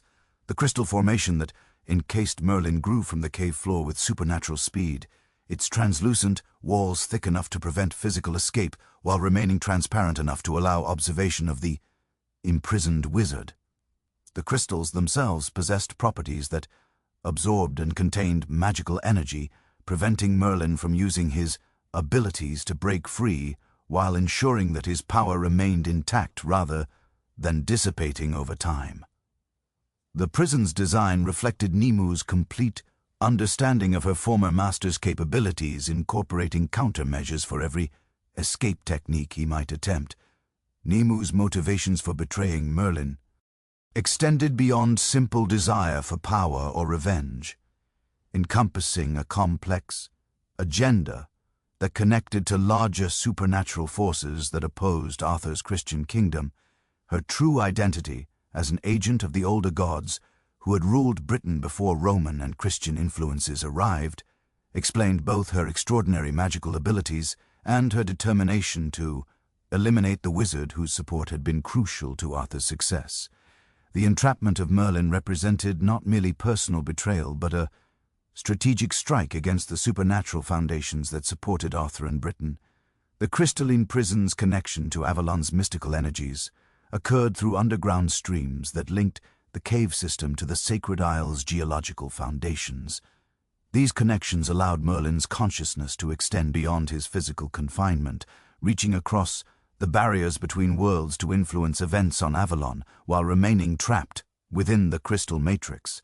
His awareness of Arthur's eventual arrival at the Sacred Isle preceded the actual events by months, providing him with opportunities to prepare for his king's healing through subtle manipulation of the island's magical properties. Merlin's influence over Arthur's resting place manifested through modifications to Avalon's temporal distortions that would optimize conditions for the wounded king's recovery. The wizard's understanding of time and manipulation, enhanced by his unique perspective as someone existing partially outside normal temporal flow, allowed him to create pockets of accelerated healing time that would surround Arthur's chambers. These temporal modifications required precise coordination with the 9 sisters' existing magical systems, a collaboration that occurred through mystical communication rather than direct physical interaction. The prophecies Merlin spoke during his imprisonment echoed through the crystalline formations that surrounded him, their resonance carrying his words beyond the confines of his physical prison to reach those who needed to hear his warnings and promises. These predictions addressed not merely Arthur's eventual return, but the broader patterns of British history that would unfold during the centuries following Camellon's devastation. The wizard's enhanced perspective, gained through his unique position between mortal and otherworldly existence, allowed him to perceive historical cycles that would determine the kingdom's ultimate destiny. The most significant of Merlin's prophecies concern the conditions that would trigger Arthur's awakening from his healing sleep on Avalon. The once and future king would return when Britain faced its darkest hour, when foreign invasion or internal corruption threatened to destroy everything that remained of the civilization he had created.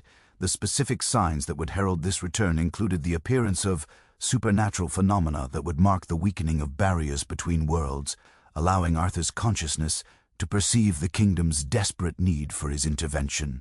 Additional prophecies addressed the role that Merlin himself would play in Arthur's eventual return, despite his continued imprisonment within the crystalline matrix. The wizard's magical abilities, preserved and concentrated by his crystal prison, would provide the supernatural energy needed to awaken Arthur from his healing sleep and restore him to full power. This process would require the voluntary sacrifice of Merlin's accumulated magical strength, trading centuries of preserved power for the restoration of Britain's greatest king to active leadership. The knights and seekers who attempted to free Merlin from his crystalline bonds represented various categories of individuals who recognized the wizard's importance to Arthur's eventual return. These rescue attempts occurred throughout the centuries following his imprisonment as different generations of heroes sought to restore Britain's greatest magical practitioner to active service.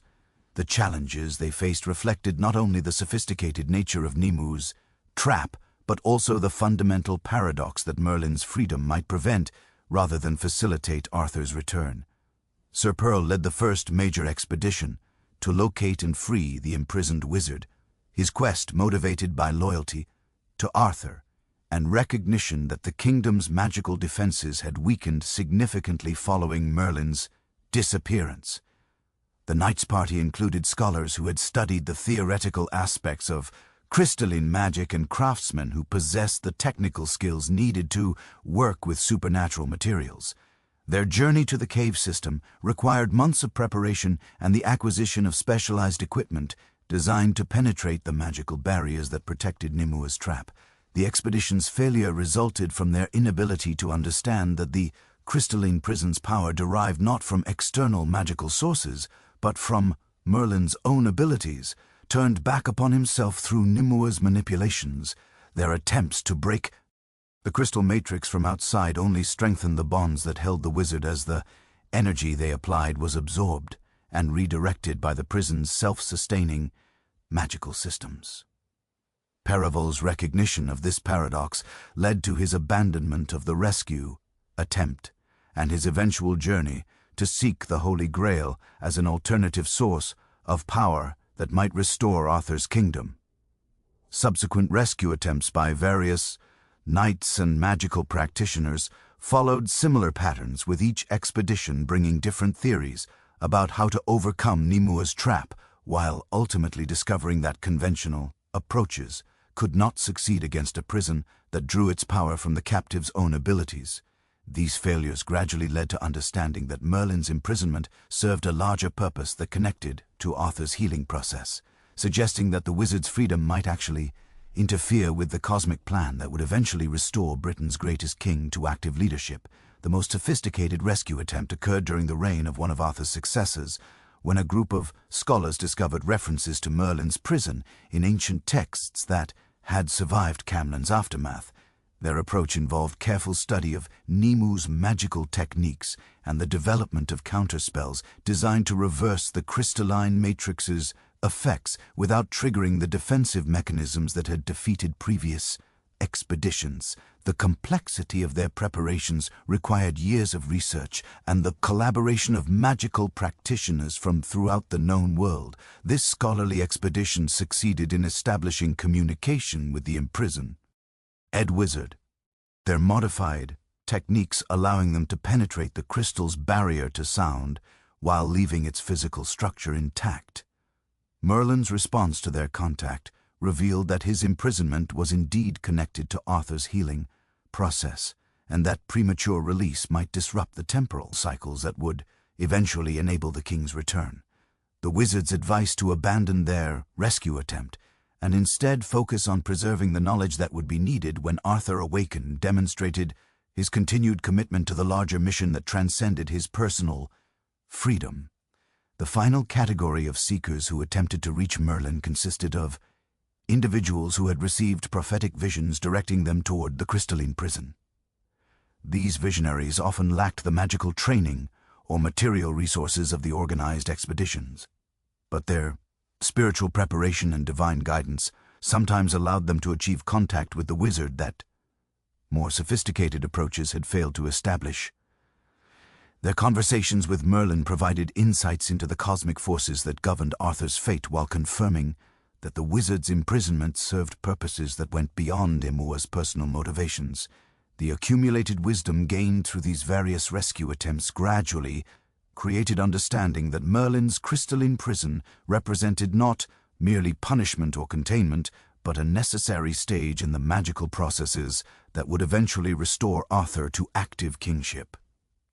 The wizard's preserved consciousness and accumulated power would provide essential elements for the restoration ritual, while his enhanced perspective from Exis, Ting between worlds would guide the timing of Arthur's return to ensure maximum effectiveness for the challenges that awaited the awakened king. The crystalline prison that held Merlin in eternal captivity served purposes that extended far beyond Nemu's betrayal. For the wizard's accumulated magical energy would eventually prove essential to sustaining another treasure whose presence on Avalon predated even Arthur's reign. Hidden within the island's most sacred chambers lay the Holy Grail, that miraculous cup which had held the blood of Christ and possessed powers that transcended all earthly understanding of healing and restoration. The vessel's journey to Britain's mystical sanctuary had begun in the shadow of Golgotha itself, when Joseph of Arimathea gathered the precious drops that fell from the Saviour's wounds, and recognized that he held something that would reshape the spiritual destiny of nations. Joseph's status as a wealthy merchant had provided him with access to the highest levels of Roman society, yet his secret discipleship of Christ had placed him in mortal danger following the crucifixion. The cup he'd used to catch the sacred blood during these final moments on the cross bore no resemblance to the golden chalices that would later be crafted in its honor, appearing instead as a simple wooden bowl carved from olive wood that grew near Jerusalem's walls. Its plain appearance concealed supernatural properties that manifested immediately upon contact with Christ's blood, the vessel beginning to emit a soft light that grew stronger as the sacred liquid filled its humble interior. The transformation of the simple cup into an artifact of divine power occurred through processes that defied human comprehension. As the wood itself absorbed properties from the sacred blood it contained, the grain patterns within the olive wood began to shift and flow like living water, creating designs that seemed to tell the story of creation itself through their intricate arrangements. The cup's exterior remained unchanged to casual observation, but those who looked upon it with spiritual sight could perceive the radiance that surrounded it, like an invisible flame that burned without consuming its fuel. Joseph's escape from Jerusalem required careful planning and the assistance of fellow disciples who recognized that the Grail's preservation demanded immediate removal from a region where Roman authorities and hostile Jewish leaders would soon begin systematic persecution of Christ's followers. The merchants established trade routes, provided perfect cover for his departure with the sacred cup concealed among ordinary cargo that would attract no attention from customs officials or curious observers. His destination had been revealed through visions that showed him as distant island where ancient spiritual traditions would provide sanctuary for the most precious relic of the new faith. The sea voyage that carried Joseph and the Grail toward Britain tested both his faith and his understanding of the cup's true nature. During storms that threatened to destroy his ship, the vessel's light became visible to the crew, its radiance calming the waves and providing guidance through treacherous waters that had claimed countless other vessels. These miraculous interventions convinced Joseph's companions that they carried something of extraordinary importance. Though the merchant revealed the cup's true identity only to his most trusted associates, who had already demonstrated their commitment to Christ's teachings. The landing on Britain's southwestern coast occurred at a location that would later become associated with Joseph's mission, though the exact details of his arrival remained hidden in legends that mixed historical fact with supernatural embellishment. Local Celtic tribes who witnessed the merchant's arrival reported strange lights emanating from his baggage, while Druids who possessed sensitivity to spiritual forces recognized immediately that Joseph carried an artifact of unprecedented power. Their initial suspicion gave way to cautious cooperation when they realized that the newcomers' presence brought healing to their sick and hope to their oppressed communities. Joseph's establishment of Britain's first Christian community required delicate negotiation between the new faith's requirements and the existing spiritual traditions that governed Celtic society. The Grail's presence facilitated this process by demonstrating healing powers that transcended religious boundaries, its miraculous properties working equally well for Celtic warriors and Roman soldiers, pagan priests, and Christian converts. The cup's ability to cure any ailment, simply through proximity to the sufferer, created a reputation that spread throughout the island, attracting pilgrims from distant regions who sought relief from conditions that conventional medicine could not address. The construction of Britain's first Christian church incorporated elements from both traditions, with Joseph's followers adapting Roman architectural techniques to accommodate Celt spiritual practices that honored the natural forces governing their landscape. The Grail occupied a place of honor within this sanctuary, housed in a chamber that combined Christian symbolism with the stone circles and earthworks that marked sacred sites throughout Celtic territories. The fusion of these traditions created a unique form of Christianity that would influence British religious development for centuries to come. The Grail's healing properties manifested through various mechanisms that reflected both its divine origin and its adaptation to British spiritual conditions. Pilgrims who approached the cup with genuine faith often experienced immediate relief from physical ailments, their wounds closing and diseases departing as they drew near to the sacred vessel. More significantly, the Grail possessed the ability to heal spiritual wounds that conventional medicine could not address, restoring hope to those who had lost faith and providing comfort to the bereaved who sought connection with departed loved ones. The most remarkable manifestation of the Grail's power occurred during communion services, where the cup was used for its original purpose, containing wine that was transformed through contact with the sacred vessel into something that transcended ordinary sacramental elements. Those who drank from the Grail during these ceremonies reported experiences that ranged from profound spiritual insight to actual visions of Christ himself, their consciousness expanding to encompass understanding that would guide their actions for the remainder of their earthly lives. Joseph's aging and eventual death created the first crisis regarding the Grail's guardianship. No obvious successor possessed both the spiritual authority and practical wisdom necessary to protect such a precious artifact. The solution emerged through divine guidance that directed the Christian community toward Avalon, the mystical island whose unique properties would provide perfect sanctuary for the sacred cup. The journey to transfer the Grail to its new home required careful preparation and the cooperation of supernatural forces that recognize the vessel's importance to Britain's spiritual destiny. The Grail's arrival on Avalon preceded the island's transformation into Arthur's healing sanctuary by several centuries, its presence gradually altering the mystical isle's spiritual atmosphere in ways that would prove essential for the wounded king's eventual recovery. The sacred cup's divine properties resonated with Avalon's existing magical energies, creating harmonics that amplified both the vessel's healing powers and the island's natural ability to exist outside normal temporal flow. This synergy established Avalon as the most spiritually significant location in Britain, surpassing even the great cathedrals that would later be built to honor Christian saints and martyrs. The guardianship of the Grail on Avalon required the establishment of a religious community that could maintain the vessel's sacred nature while protecting it from those who might seek to exploit its powers for worldly purposes. The monks who accepted this responsibility came from various backgrounds, including Celtic druids who had converted to Christianity while retaining their understanding of natural magic, Roman clerics who brought organizational skills and theological training, and hermits whose solitary spiritual practices had prepared them for the intense devotional requirements that Grail guardianship demanded. These Grail guardians developed rituals and practices that honored both the cup's Christian significance and its adaptation to Avalon's supernatural environment.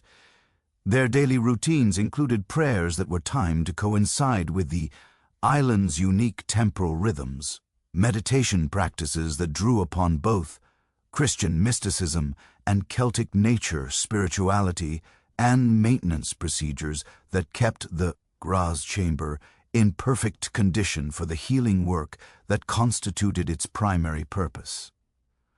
The accumulated spiritual energy generated by these activities created an atmosphere of holiness that permeated the entire island. The Grail's influence on Avalon's development extended beyond merely spiritual effects to encompass physical transformations that prepared the island for its eventual role as Arthur's sanctuary. The sacred cup's presence accelerated the growth of healing herbs that possessed properties unknown in the ordinary world. Their medicinal qualities enhanced by proximity to the divine artifact, springs that had provided ordinary water began producing liquid with curative properties that rivaled the Grail itself, creating a network of healing resources that would prove essential when Arthur arrived. With wounds that transcended normal medical understanding, the prophecies that surrounded the Grail's presence on Avalon included specific references to a wounded king, whose healing would require the cup's direct intervention. These visions, experienced by the most spiritually sensitive among the Guardians, described Arthur's eventual arrival in terms that left no doubt about the cosmic significance of his recovery. The Grail would not merely heal the king's physical wounds, but would restore him to a state of spiritual wholeness that would enable his return to active leadership when Britain faced its greatest crisis. The preparation for Arthur's arrival required modifications to the Grail's chamber that would accommodate the complex healing process that his restoration would demand. The Guardians worked in collaboration with the 9 sisters who governed Avalon's magical systems, their combined efforts creating a space where divine healing power could operate through both Christian miracle and Celtic magic without conflict or interference. The chamber's design incorporated elements from both traditions, with Christian symbols carved into stones that had been arranged according to ancient Celtic patterns that channeled earth energies toward the central space where the Grail resided. The knights who would eventually seek the Grail represented various approaches to the spiritual quest that the sacred cup embodied, their different backgrounds and motivations reflecting the complex relationship between worldly achievement and divine grace that characterized Arthurian society. These seekers included warriors whose martial prowess had earned them places at the Round Table, scholars whose theological training prepared them for the intellectual challenges of understanding divine mystery, and mystics whose spiritual practices had developed through years of devotional discipline that transcended conventional religious boundaries. So Galahad's approach to the Grail quest differed fundamentally from that of his fellow nigh. T.S. His spiritual preparation, having begun before his birth through divine intervention that ensured his conception, would occur under circumstances that guaranteed his moral purity. His mother's visions during pregnancy had revealed that her son would achieve the greatest spiritual victory in Arthurian history, surpassing even Arthur's political accomplishments through his successful completion of the Grail quest. The young knight's upbringing reflected this divine destiny, with every aspect of his education designed to prepare him for encounters with supernatural forces that would test his worthiness to approach Christianity's most sacred relic.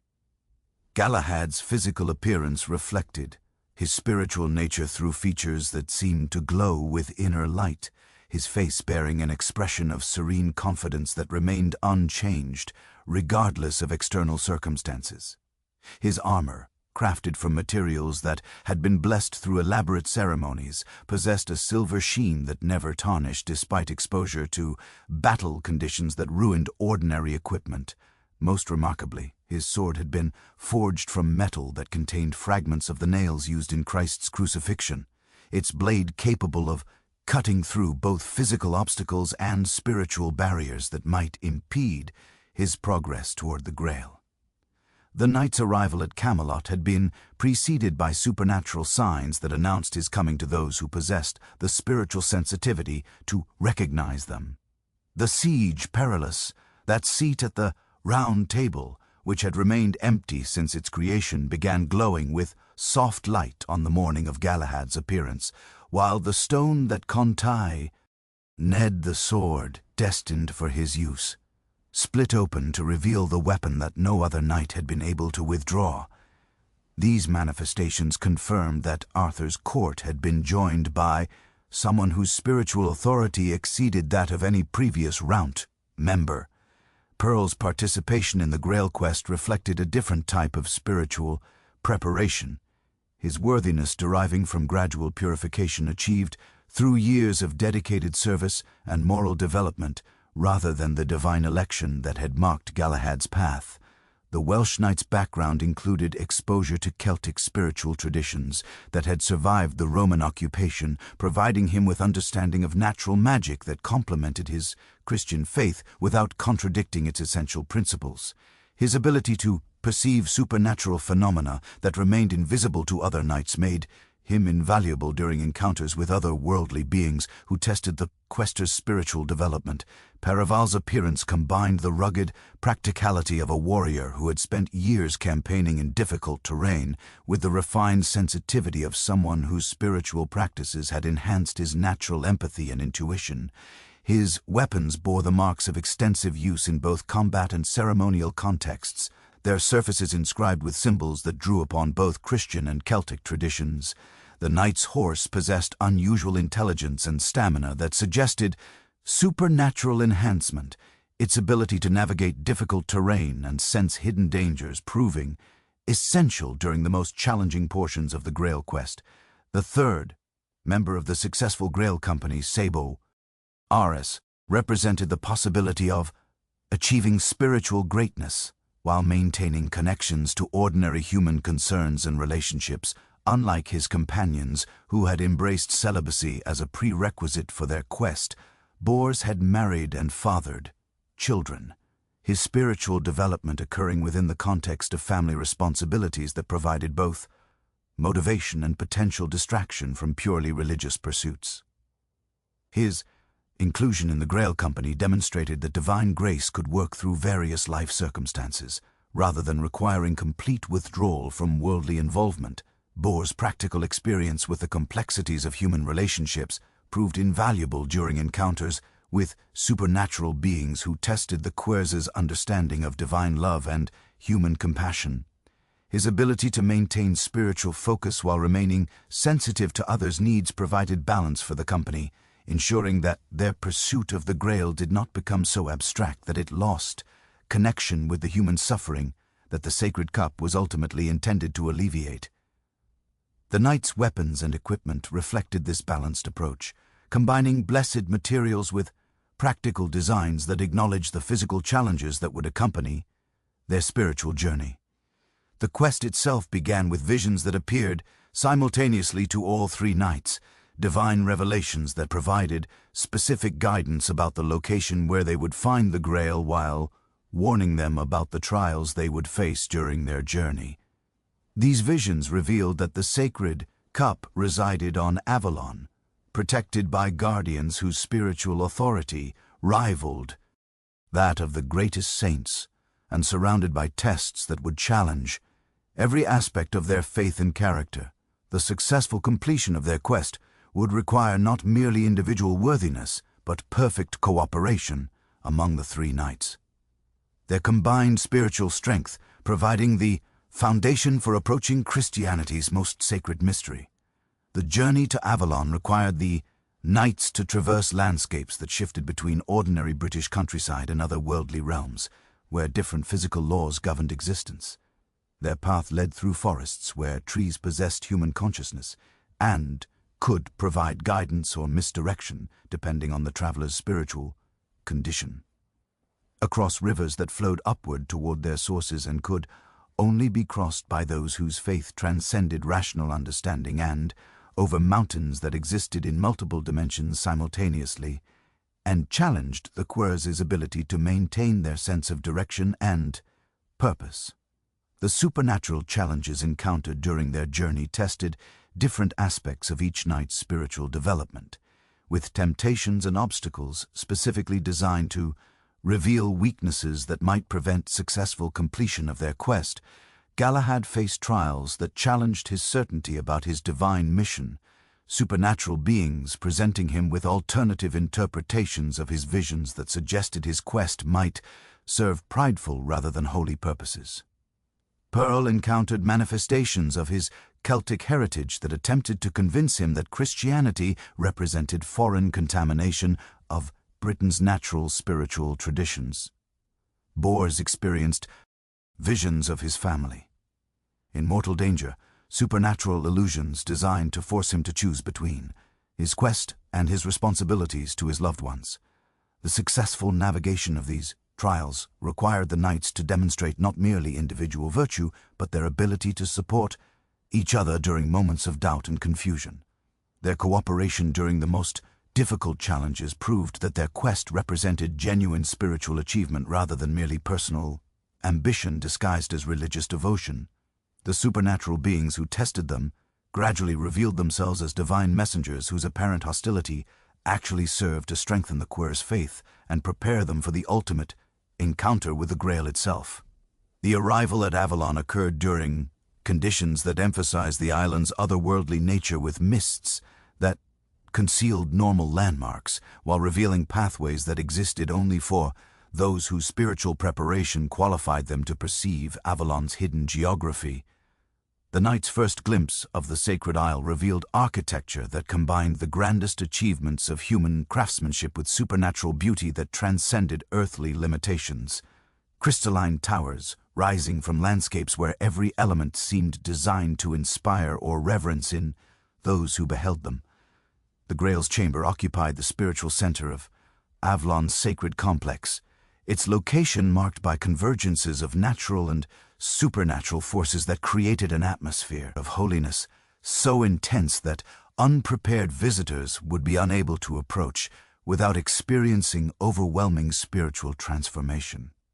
The chamber itself had been carved from living rock and enhanced with precious materials that amplified the divine energies emanating from the sacred cup, creating a space that existed simultaneously in the physical world and in spiritual realms that transcended ordinary human experience. The actual encounter with the Grail surpassed anything the knights had imagined during their years of preparation and questing. The sacred cup appeared not as a static artifact, but as a living manifestation of divine love that responded to their presence with radiance that filled the chamber with light more brilliant than the sun, yet gentle enough to look upon directly. The vessel's simple wooden construction became transparent to reveal the sacred blood. It contained liquid that seemed to pulse with the rhythm of a cosmic heartbeat that connected all living things to their divine source. Galahad's achievement of the Grail vision represented the culmination of spiritual development that had been guided by divine intervention from the moment of his conception. His approach to the sacred cup occurred without hesitation or doubt, his perfect faith enabling him to receive the full revelation of divine mystery that the Grail embodied. The vision he experienced encompassed not merely understanding of Christian doctrine, but direct perception of the cosmic forces that governed existence itself, knowledge that transformed his consciousness to a degree that made continued earthly existence impossible. The knight's ascension to heaven occurred in the presence of his companions, his physical form becoming increasingly translucent as divine light filled his being until he achieved complete spiritual transformation.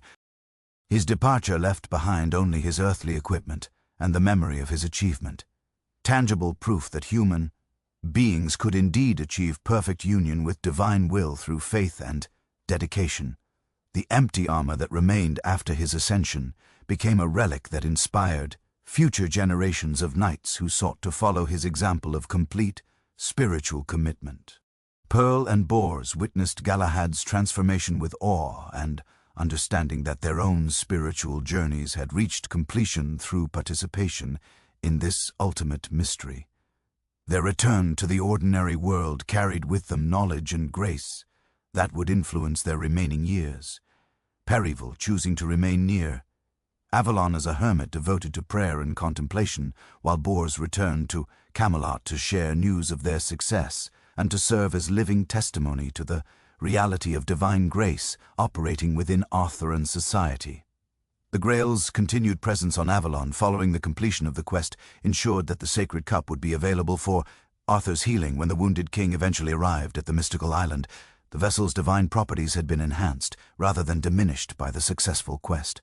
The spiritual energy generated by Galahad's perfect faith, creating resonances that would amplify the Grail's healing powers when they were most needed. The sacred cup's role in sustaining Arthur's life force during his recovery would represent not merely medical treatment, but spiritual preparation for the cosmic responsibilities that awaited the once and future king upon his prophesied return to active leadership. The sacred cup's role in sustaining Arthur's life force during his recovery would represent not merely medical treatment, but spiritual preparation for the cosmic responsibilities that awaited the once and future king upon his prophesied return to active leadership. Yet, the Grail's presence on Avalon attracted more than just the three knights whose successful quest had become legend throughout Christendom.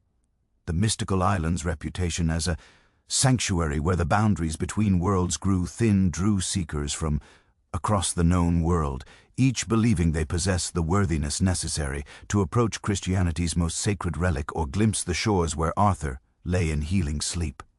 The first category of visitors consisted of knights who had witnessed Galahad's empty seat at the Round Table and understood that achieving the Grail represented the highest possible accomplishment for any warrior who served under Arthur's banner. Sir Gareth arrived at Avalon's misty borders during the spring following the successful quest. His determination, fueled by grief over his brother Gaharis's death at Lancelot's hands and desperate hope that proximity to the sacred cup might provide the spiritual strength necessary to forgive such devastating betrayal. The young knight's approach to the island's concealed shores occurred during conditions that seemed designed to test his emotional state, with phantom voices calling his dead brother's name from the surrounding waters, while spectral figures bearing Gaharis's appearance beckoned him toward rocky outcroppings that would have destroyed a small boat. Gareth's refusal to be diverted by these supernatural temptations demonstrated the spiritual growth he had achieved through years of faithful service. Yet, his arrival at Avalon's actual coastline revealed that worthiness alone did not guarantee access to the island's most sacred spaces. The guardians who met him at the harbor possessed the ageless appearance that marked those who dwelt long in the mystical realm, their eyes holding depths that suggested centuries of accumulated wisdom. Their examination of Gareth's spiritual condition occurred through methods that transcended ordinary conversation, supernatural scrutiny that assessed not merely his conscious intentions, but the deeper motivations that drove his quest for the Grail. The verdict delivered by Avalon's guardians carried both compassion and firmness that acknowledged Gareth's genuine spiritual development while recognizing that his current emotional state made him unsuitable for approaching the sacred cup. His grief over Gareth's death had created spiritual turbulence that would interfere with the perfect tranquility required for Grail encounters, while his desire for supernatural assistance in achieving forgiveness suggested reliance on external power rather than the internal transformation that divine grace demanded. The Guardian's counsel directed him toward a period of contemplative preparation that might eventually qualify him for the spiritual achievement he sought. Gareth's residence on Valon's outer shores provided opportunities for spiritual development that exceeded anything available in the ordinary world, yet also demonstrated the island's ability to maintain gradations of access that protected its most sacred spaces from unprepared visitors. The chambers assigned to him overlooked harbors where phantom ships arrived, carrying other seekers whose worthiness required evaluation, their translucent sails bearing symbols from various spiritual traditions that had produced individuals capable of perceiving Avalon's hidden geography. The knight's daily routine included meditation practices taught by the island's guardians, contemplative exercises that gradually dissolve the emotional barriers preventing his spiritual advancement. The second category of visitors included scholars and clerics whose theological training had led them to recognize the Grail's supreme importance to Christian understanding of divine grace and human redemption. Brother Aldrich of Glastonbury arrived at Avalon during the summer months when the island's apple groves displayed their supernatural abundance most dramatically. His scholarly mission focused on documenting the theological implications of the Grail's presence in Britain rather than seeking personal spiritual transformation through direct encounter with the sacred cup. The monk's extensive education in Latin, Greek, and Hebrew had prepared him to analyze religious texts from multiple traditions, while his reputation for intellectual integrity had earned him permission from ecclesiastical authorities to investigate reports about miraculous phenomena occurring on the mystical island. Aldrich's approach to Avalon's mysteries reflected the systematic methodology that characterized medieval scholarship at its finest, with careful observation and detailed documentation replacing the emotional intensity that marked nightly quests for spiritual achievement. His interviews with the island's guardians produced manus, crypts that would eventually influence theological understanding throughout Europe. There are accounts of the Grail's properties providing evidence that divine power continued to manifest in the physical world through mechanisms that transcended ordinary religious experience. The scholar's presence on Avalon created opportunities for intellectual exchange that enriched both his own understanding and the accumulated wisdom maintained by the island's supernatural inhabitants. The theological questions raised by Aldrich's research extended beyond simple documentation of miraculous phenomena to encompass fundamental issues about the relationship between divine will and human agency in achieving spiritual salvation.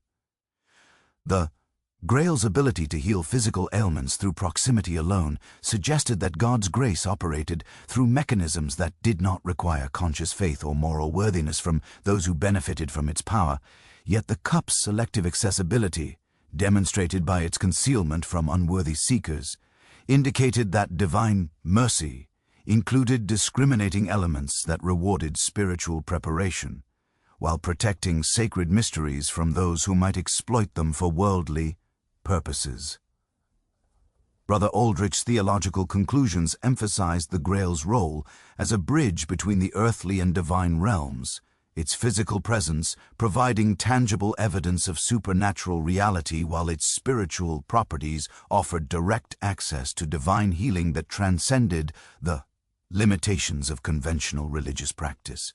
His manuscripts described the sacred cup as a continuing manifestation of the Incarnation, divine power taking material form to provide ongoing redemption for human suffering that extended beyond the historical moment of Christ's crucifixion. These theological insights would eventually influence the development of Christian doctrine regarding the relationship between divine transcendence and immanent presence in the created world.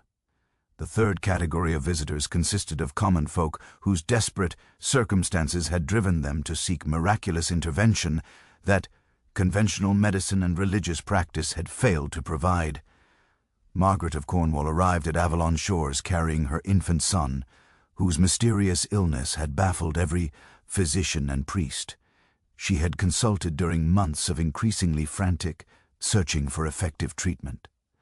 The child's condition involved progressive weakness that seemed to drain his life force without producing symptoms that corresponded to any known disease, while his eyes had begun displaying an otherworldly quality that suggested supernatural influences affecting his development.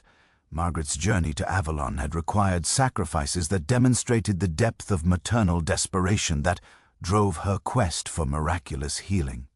She had sold her family's farm to finance the expedition, traded her wedding jewelry for passage on ships whose captains possessed the specialized knowledge necessary to navigate the mystical currents that concealed the sacred island from ordinary perception. Her arrival at Avalon occurred during conditions that tested her faith as severely as any nightly quest, with storms that threatened to claim both mother and child before they could reach the sanctuary where healing might be possible. the guardians who evaluated Margaret's petiti on for access to the Grail's healing power faced ethical complexities that transcended simple assessment of spiritual worthiness. The woman's maternal love and sacrificial dedication clearly qualified her for divine compassion, yet her child's condition suggested involvement of supernatural forces that might require more complex intervention than the sacred cup's proximity could provide. The examination of the infant revealed influences that connected to the broader spiritual conflicts affecting Britain during Arthur's reign. Dark magic that had been directed against the child as part of larger schemes to weaken the kingdom's supernatural defenses. The healing that eventually occurred demonstrated the Grail's ability to address spiritual as well as physical ailments. The sacred cup's divine properties, dissolving the malevolent influences that had been sapping the child's life force while restoring his natural vitality and development. Margaret's gratitude expressed itself through her decision to remain on Avalon as a servant to the Guardians, her practical skills and devoted service contributing to the island's daily operations, while her presence provided testimony to the continuing reality of divine mercy operating through the sacred cup's miraculous properties. The child's recovery became one of many documented cases that established the Grail's reputation as the source of healing that surpassed any earthly medical knowledge. The fourth category of seekers included individuals whose prophetic visions had revealed specific information about Avalon's location and the sacred cup's presence there, their supernatural guidance enabling them to navigate the mystical barriers that concealed the island from casual discovery. Gwyneth the Seer arrived during autumn months when the island's temporal distortions created particularly complex navigational challenges. Her small boat appearing and disappearing among mists that seemed to exist in multiple time periods simultaneously, the prophetess possessed abilities that rivaled those of the island's own guardians, her visions encompassing not merely future events, but the cosmic patterns that govern the relationship between divine will and human destiny. Gwyneth's prophetic sight had revealed Arthur's presence on Avalon long before his actual arrival. Her visions, providing detailed descriptions of the wounded king's healing process and the role that various supernatural forces would play in his eventual restoration. Her knowledge of these future events created unique opportunities for the island's guardians to prepare for Arthur's needs, while also raising theological questions about the relationship between prophetic knowledge and divine sovereignty. The prophetess's presence on Avalon contributed to the accumulated wisdom that would prove essential when the time came to implement the complex healing procedures that Arthur's recovery would require.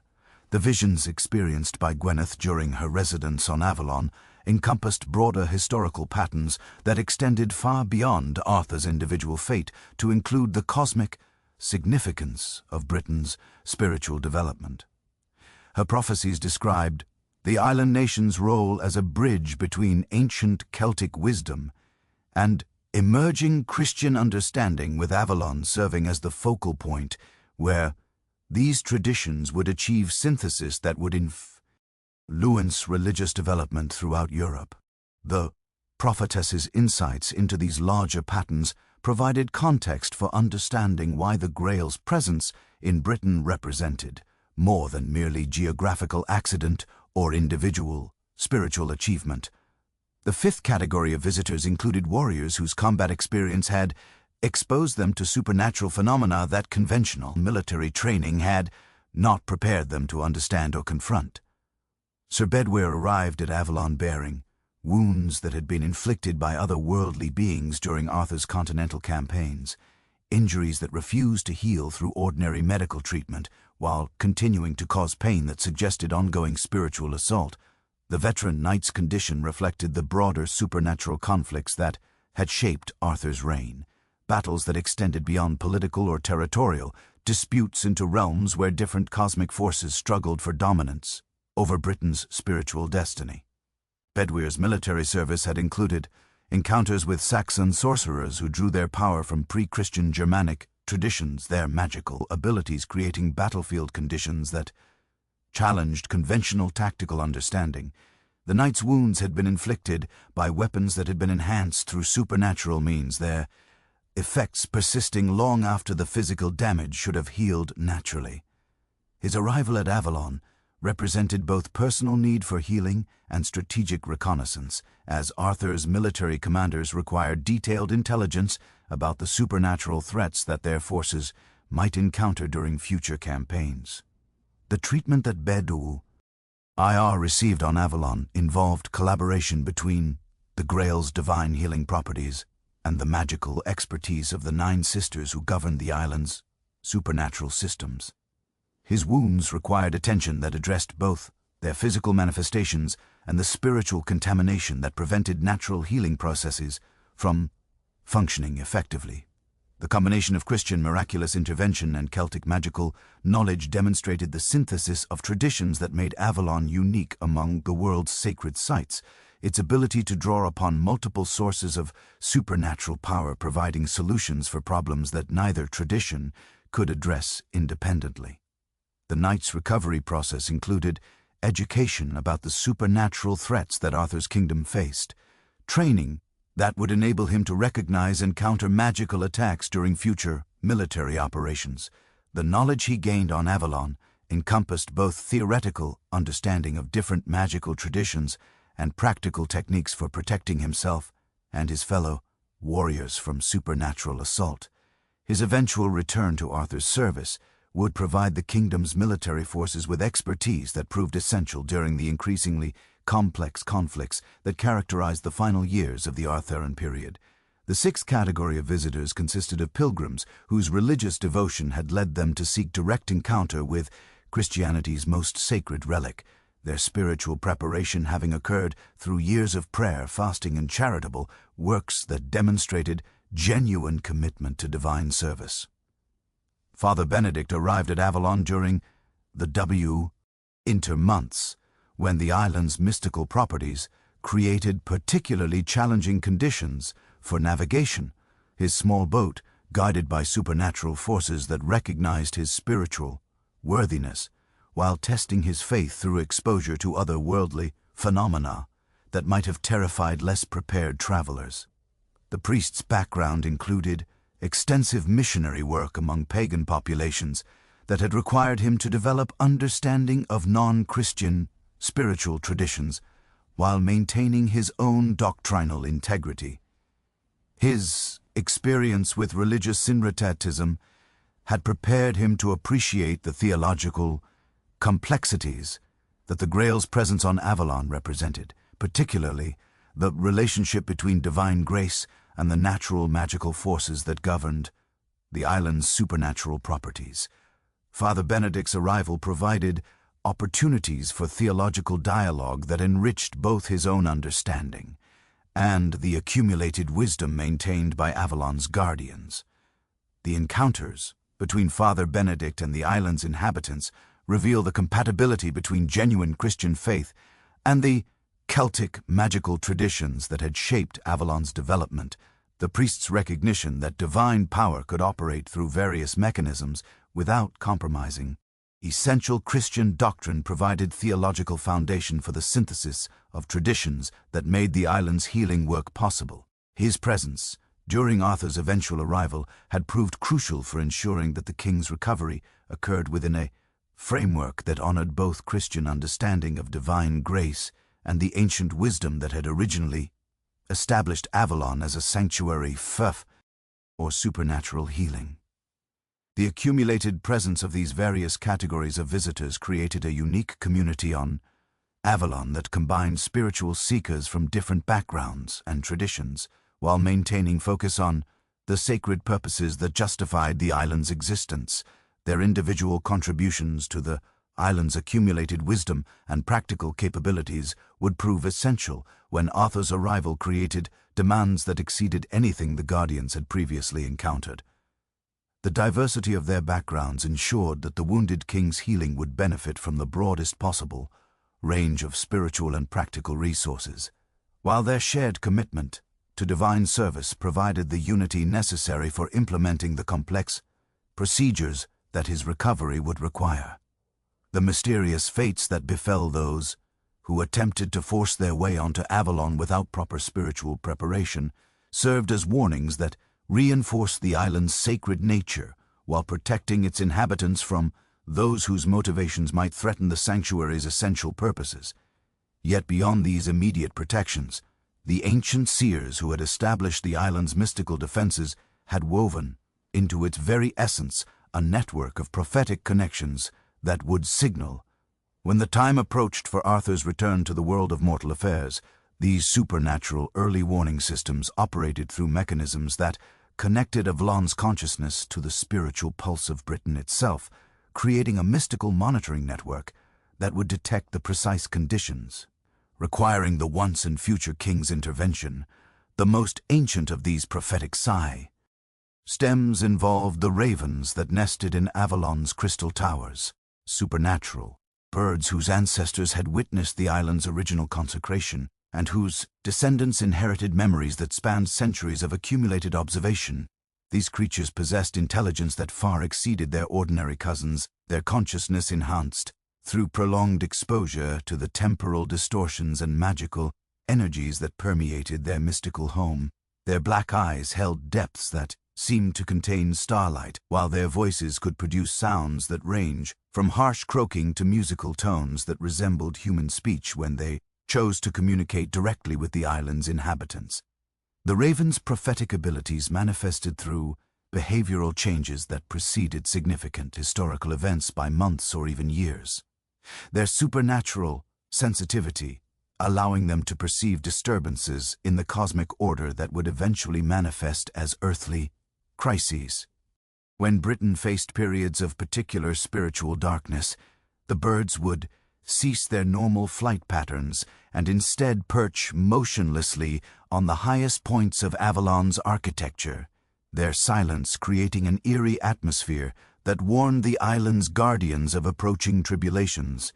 During the decades following Arthur's arrival, the ravens maintained their regular activities, their continued movement and vocalizations indicating that the kingdom's spiritual condition, while troubled, had not yet reached the desperate state that would trigger the king's awakening. The prophecies recorded by the island's earliest seers described specific signs that would herald the approach of Arthur's return, beginning with the cessation of raven flight that would mark the onset of Britain's darkest hour. According to these ancient predictions, the supernatural birds would suddenly stop their aerial activities and gather in complete silence on Avalon's towers, their motionless forms creating a living monument to the spiritual crisis that threatened to destroy everything Arthur had built. This raven silence would persist for precisely 7 days and nights, during which the island's other mystical inhabitants would experience visions of the catastrophic events that were unfolding in the world beyond Avalon's protective barriers. The second prophetic sign involved the stirring of what the seers termed the old blood, a reference to the awakening of ancient Celtic bloodlines that had remained dormant during periods of relative peace and stability.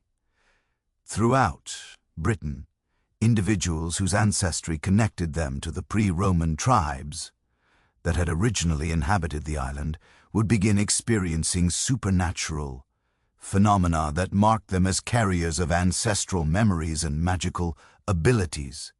These manifestations would include prophetic dreams that revealed historical events their conscious minds had never learned, sudden understanding of languages that had not been spoken for centuries, and the ability to perceive otherworldly beings that remained invisible to those without Celtic heritage.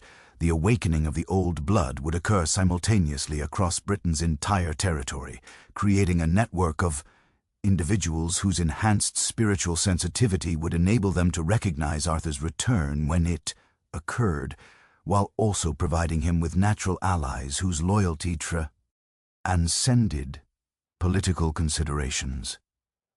These awakened descendants of ancient Celtic tribes would serve as Arthur's eyes and ears throughout the kingdom, their supernatural abilities allowing them to gather intelligence about threats and opportunities that conventional methods of reconnaissance could not detect. Their presence would also help bridge the gap between Arthur's medieval origins and the changed world he would encounter upon his return.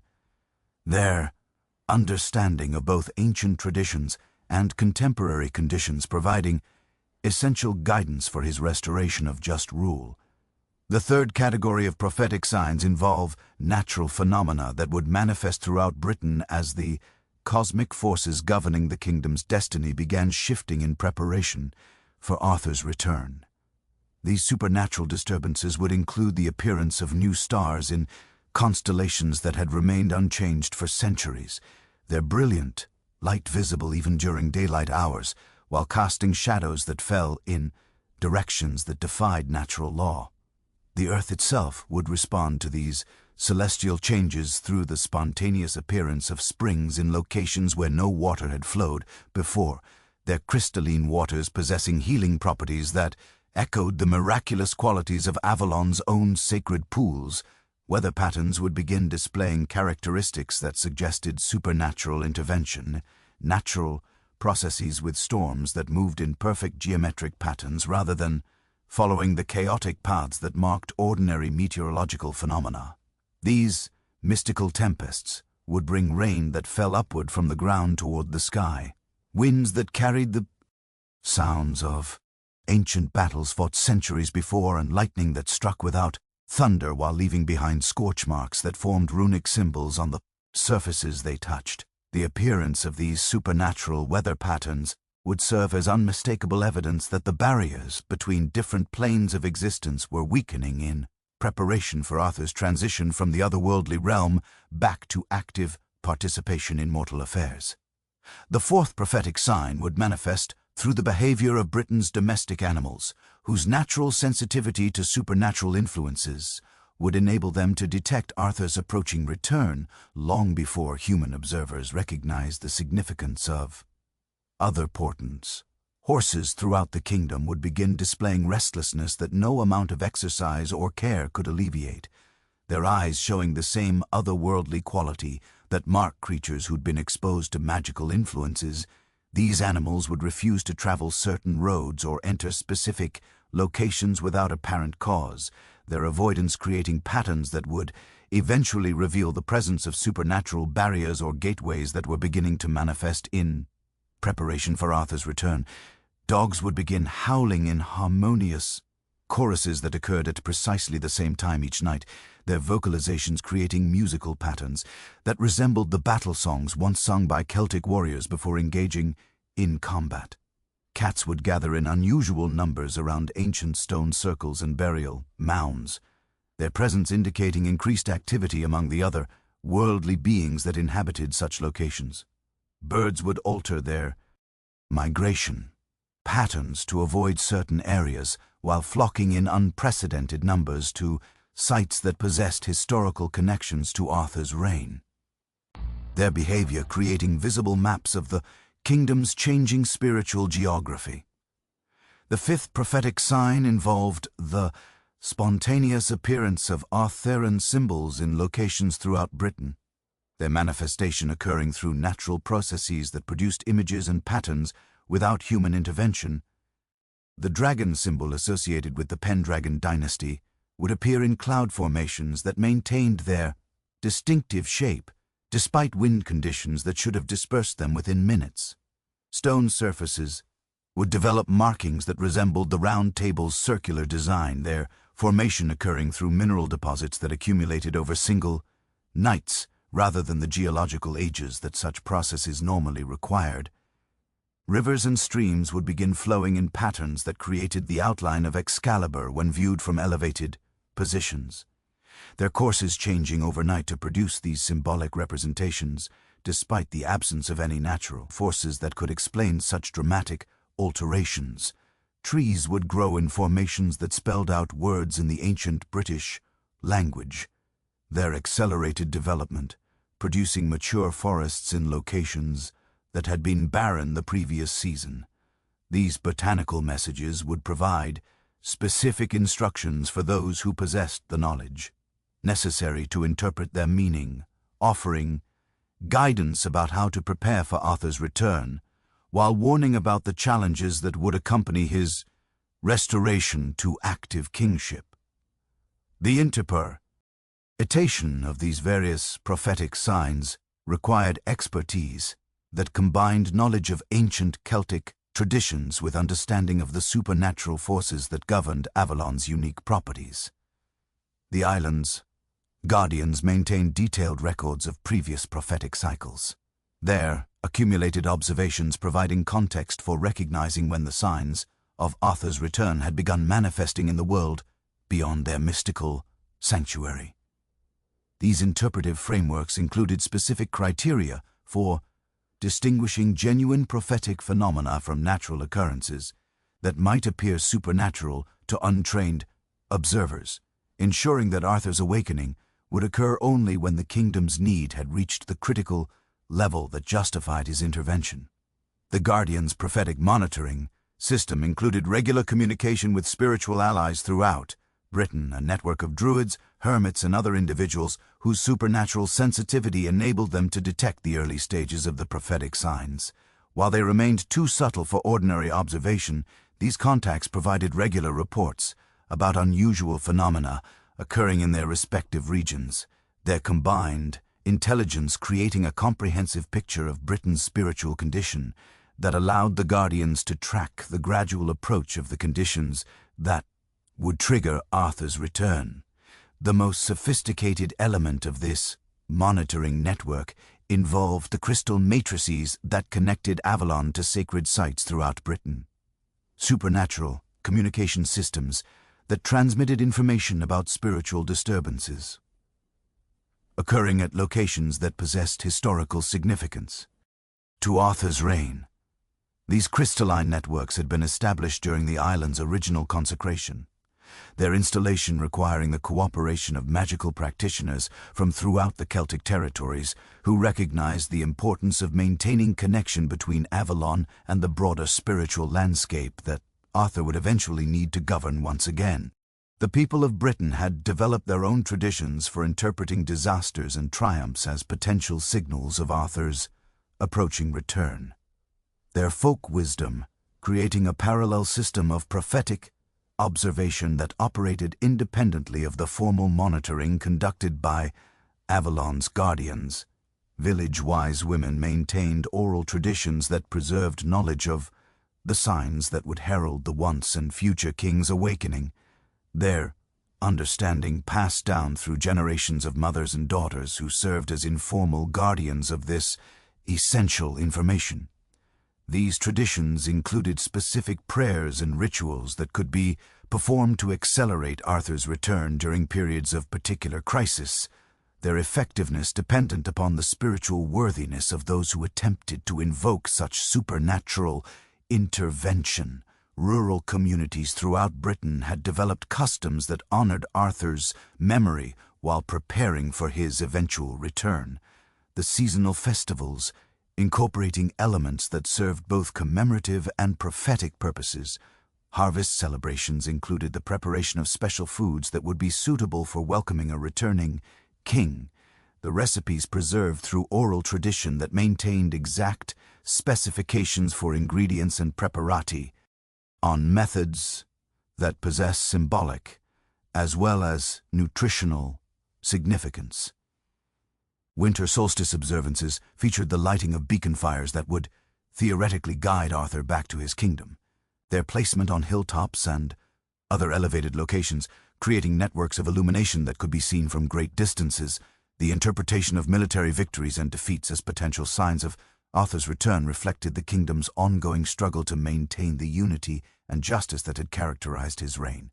Successful battles against Saxon invaders were often viewed as evidence that Arthur's spirit continued to protect Britain even during his physical absence, while devastating defeats generated speculation that the kingdom's spiritual condition had deteriorated to the point where divine intervention might be necessary. The appearance of exceptional military leaders whose tactical abilities or moral character seemed to echo Arthur's own qualities created particular excitement among those who watched for signs of his return, though such figures invariably proved to be merely human successors rather than the supernatural restoration that prophecy promised. Natural disasters provided another category of events that the British people interpreted as potential signals of Arthur's approaching return.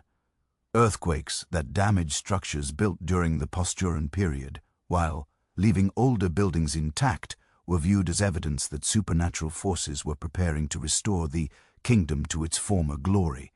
Plagues that affected only those whose behavior violated the moral standards Arthur had established during his reign suggested divine judgment that might presage to the king's return to restore proper justice.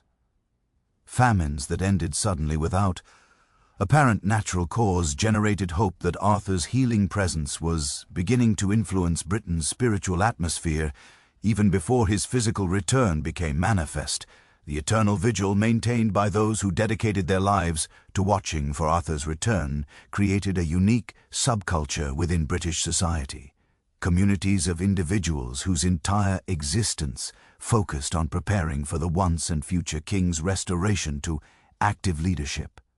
These watchers established settlements near locations that possessed historical connections to Arthur's reign. Their proximity to such sites providing both spiritual inspiration and practical advantage for detecting the early signs of his approaching return. Their daily routines included meditation, practices designed to enhance their sensitivity to supernatural phenomena, while their communal activities focused on preserving the knowledge and skills that would be needed to support Arthur's restoration. The Watchers' settlements incorporated architectural elements that served both practical and symbolic purposes. Their buildings designed to accommodate the sudden arrival of large numbers of people who would gather when Arthur's return became imminent.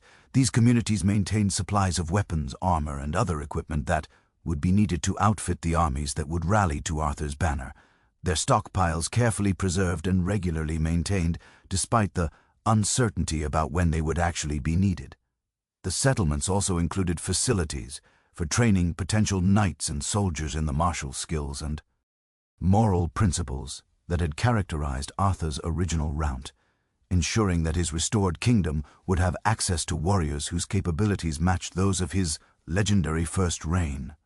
The most dedicated among the Watchers took vows of celibacy and poverty that resembled monastic commitments, their renunciation of worldly concerns enabling them to focus entirely on their vigil for Arthur's return. These individuals developed reputations for supernatural insight and prophetic ability. Their prolonged meditation and spiritual discipline, creating sensitivity to otherworldly influences that allowed them to perceive signs that remained invisible to ordinary observers. Their presence in communities throughout Britain provided networks of early warning systems that would alert the population when the time of Arthur's return finally arrived. The Watchers' interpretation of contemporary events reflected their deep knowledge of Arthurian history and their understanding of the cosmic patterns that governed the kingdom's spiritual destiny. They maintained detailed chronicles that recorded unusual phenomena and their potential significance for Arthur's return. Their accumulated observations creating comprehensive databases of prophetic information that future generations could consult when evaluating new signs and portents. These records included not only descriptions of supernatural phenomena, but also analysis of their symbolic meaning and their relationship to the broader patterns that would culminate in Arthur's restoration. The training programs conducted by the Watchers encompassed both military skills and spiritual disciplines. Their educational systems designed to reduce individuals who could serve Arthur effectively, regardless of whether his return occurred during their lifetimes or required preparation for future generations. Students learned the historical details of Arthur's original reign while also studying the prophecies that described the conditions that would trigger his return. Their martial training emphasized the chivalry values that had distinguished the Round Knights, while their spiritual education included meditation techniques and moral principles that would enable them to recognize Arthur's authentic presence when he finally emerged from his healing sleep on Avalon. The Watchers' communities served as repositories for artifacts and documents that had survived from Arthur's original reign. their preservation efforts, ensuring that physical evidence of the king's historical existence would be available to support his restoration when it occurred. These collections included weapons and armor that had belonged to Rount, knights, their supernatural properties maintained through careful preservation, techniques that prevented deterioration over the centuries of waiting. The communities also maintained libraries containing manuscripts that recorded the laws and customs that had governed Arthur's kingdom, their legal frameworks providing blueprints for the governmental systems that would need to be restored when the king returned to active rule. The psychological challenges faced by individuals who devoted their entire lives to watching for Arthur's return included the constant tension between hope and disappointment that characterized existence, focused on an event whose timing remained uncertain. Many watchers experienced periods of doubt about whether the prophecies would ever be fulfilled, their faith tested by decades of vigilance that produced no tangible results. The communities developed support systems that helped members maintain their commitment despite these psychological pressures, their shared purpose providing strength that enabled individuals to persevere through the most difficult periods of waiting. The succession planning conducted by Watcher communities addressed the possibility that Arthur's return might not occur for several more generations. The organizational structures, designed to maintain continuity of purpose across multiple lifetimes of dedicated service. Leadership roles within these communities rotated among individuals who demonstrated both practical competence and spiritual insight. Their authority derived from recognition by their peers rather than hereditary, succession, or external appointment. The training of younger members emphasized the importance of maintaining the vigil regardless of personal cost. Their education, including historical examples of previous watchers whose lifelong dedication had preserved essential knowledge and capabilities for future generations. The financial support for Watcher communities came from various sources that reflected the widespread popular belief in Arthur's eventual return.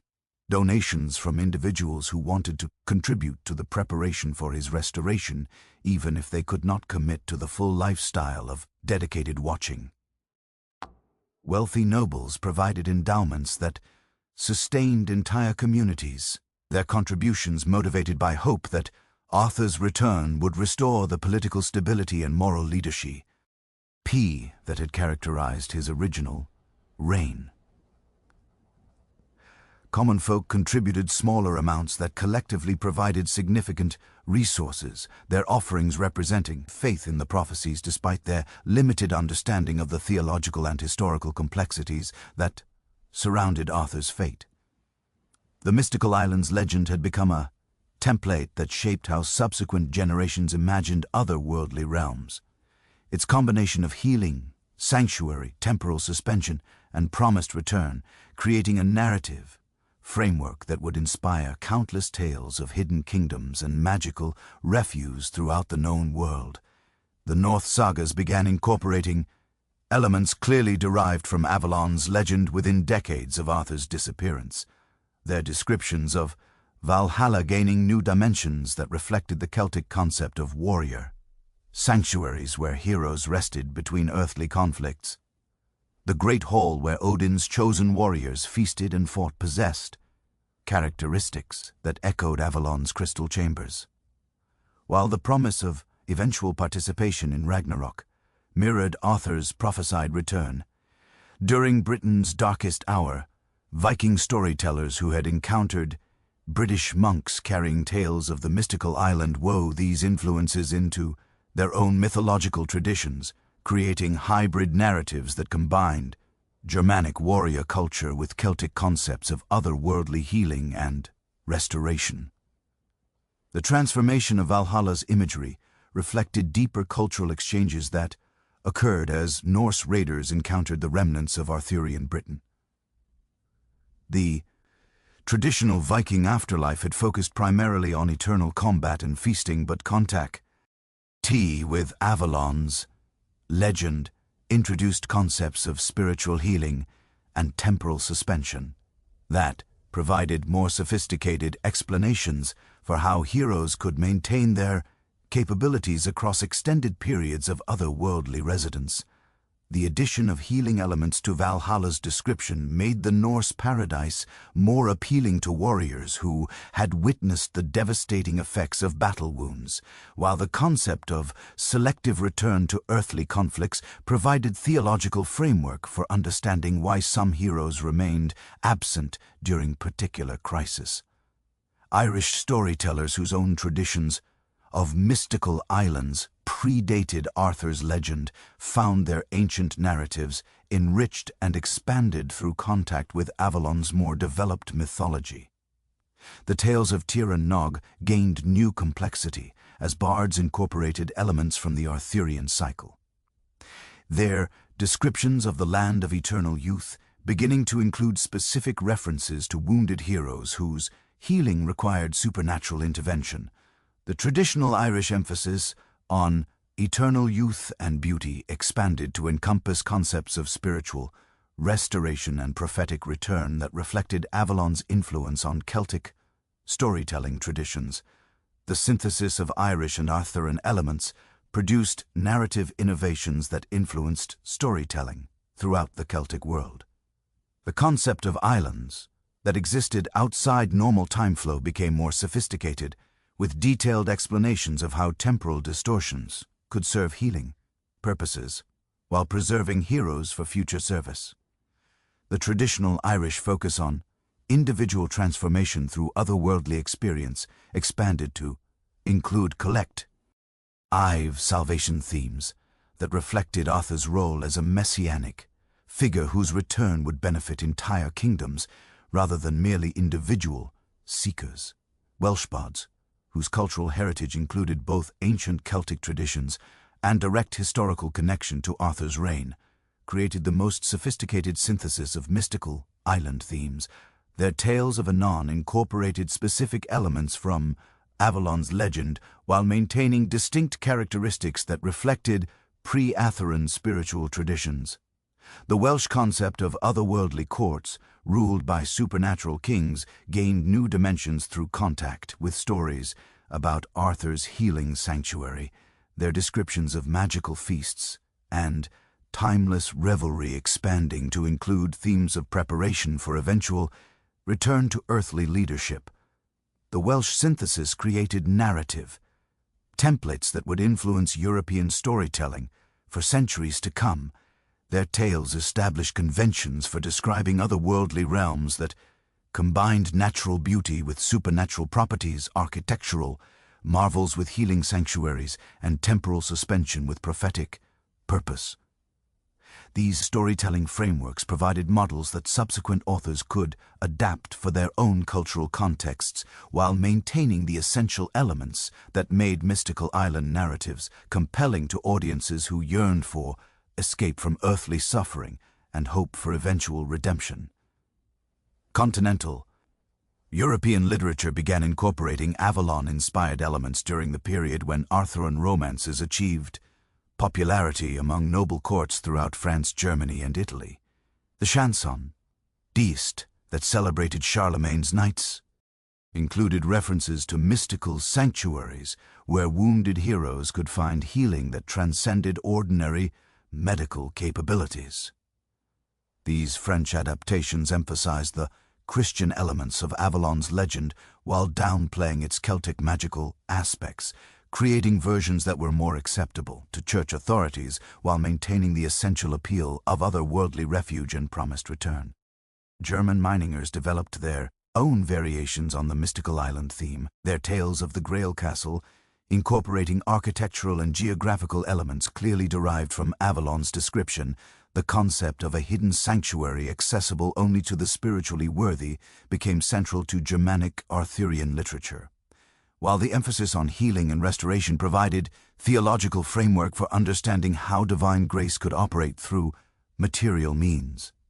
German adaptations often emphasize the role of faith and moral purity in gaining access to otherworldly sanctuaries, their religious focus reflecting the influence of monastic traditions on secular literature.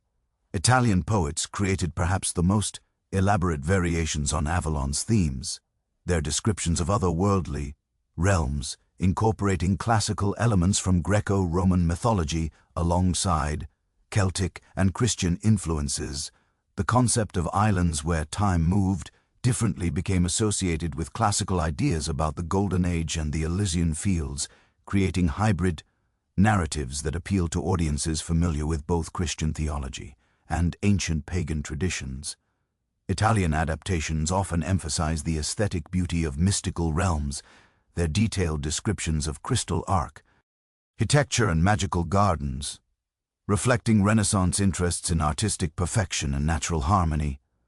The influence of Avalon's legend on Islamic literature occurred through cultural exchanges in Spain and the Holy Land, where Christian and Muslim scholars encountered each other's storytelling traditions during periods of relative peace and intellectual cooperation.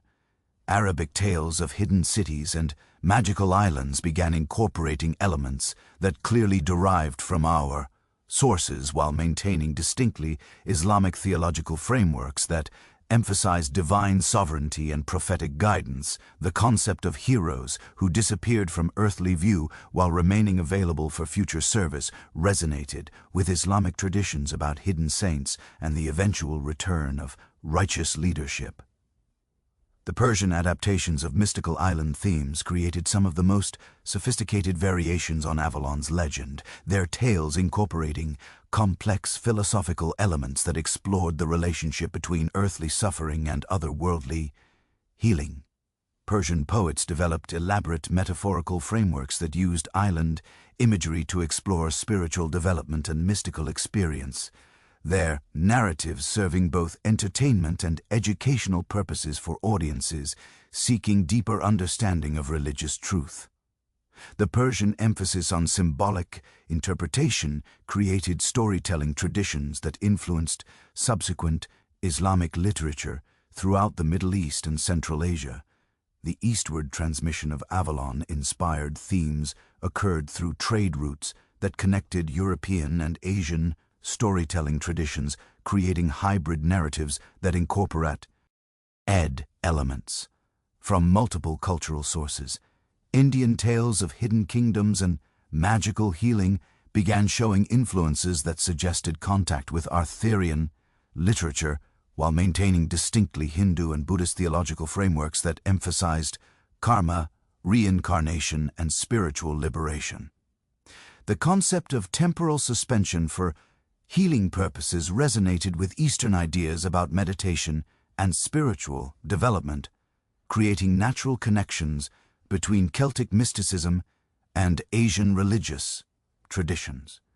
Chinese literature developed its own variations on the mystical island theme through contact with Buddhist monks who had encountered Arthurian tales during their travels to Central Asia and India. The traditional Chinese concept of immortal islands, where sages achieved eternal life, gained new dimensions through exposure to Avalon's legend, their descriptions beginning to include elements of healing sanctuaries and prophetic return that reflected Western influences. Chinese adaptations often emphasize the role of wisdom and moral cultivation in gaining access to otherworldly realms, their Confucian values creating unique interpretations of Celtic mystical themes. Japanese storytelling traditions incorporated Avalon-inspired elements through contact with Chinese literature and direct exposure to European missionary activities during later historical periods. The traditional Japanese concept of hidden spiritual realms gained new complexity through exposure to Western mystical island narratives, creating hybrid tales that combined Shinto nature, spirituality with Celtic concepts of otherworldly healing and restoration. Japanese adaptations often emphasized the aesthetic and emotional aspects of mystical experience. Their focus on beauty and transcendence, creating unique interpretations of Arthurian themes. The enduring power of Avalon as a symbol transcended specific cultural adaptations to become a universal archetype that represented humanity's deepest hopes for healing, redemption, and the promise that suffering was not permanent. The mystical island's combination of natural beauty, supernatural properties, and temporal suspension created a narrative framework that could be adapted to virtually any cultural context while maintaining its essential appeal to audiences seeking escape from earthly troubles and hope for eventual resolution of their difficulties. The concept of heroes who never truly died, but instead withdrew to otherworldly sanctuaries where they remained available for future service, provided psychological comfort during periods of crisis and uncertainty. This narrative framework allowed communities to maintain hope even during their darkest hours, believing that salvation might arrive through the return of legendary figures whose capabilities exceeded those of ordinary mortals. The promise of a heroic return created meaning and purpose for those who dedicated their lives to preparing for such restoration while providing general populations with reasons to persevere through temporary hardships. The healing aspects of Avalon's legend addressed fundamental human needs for physical and spiritual restoration that conventional medicine and religious practice could not always satisfy. The mystical island's description as a place where all wounds could heal and all suffering could end provided hope for those whose condition exceeded the capabilities of earthly treatment. This healing promise extended beyond individual concerns to encompass collective redemption, the possibility that entire societies could be restored to states of justice, prosperity, and harmony that had been lost through historical catastrophes or moral decline. The temporal elements of Avalon's legend offered unique solutions to the problem of mortality and the limited duration of human achievement. The concept of time moving differently in other worldly realms provided explanations for how heroes could remain young and capable across centuries of earthly time, while the promise of eventual return suggested that death was not the final end of human significance.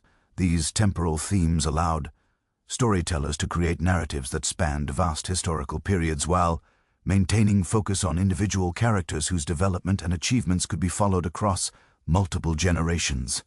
The mystery that surrounded Avalon's exact location and the conditions required for accessing it created narrative tension that enhanced the legend's appeal while protecting it from empirical verification that might have diminished its power.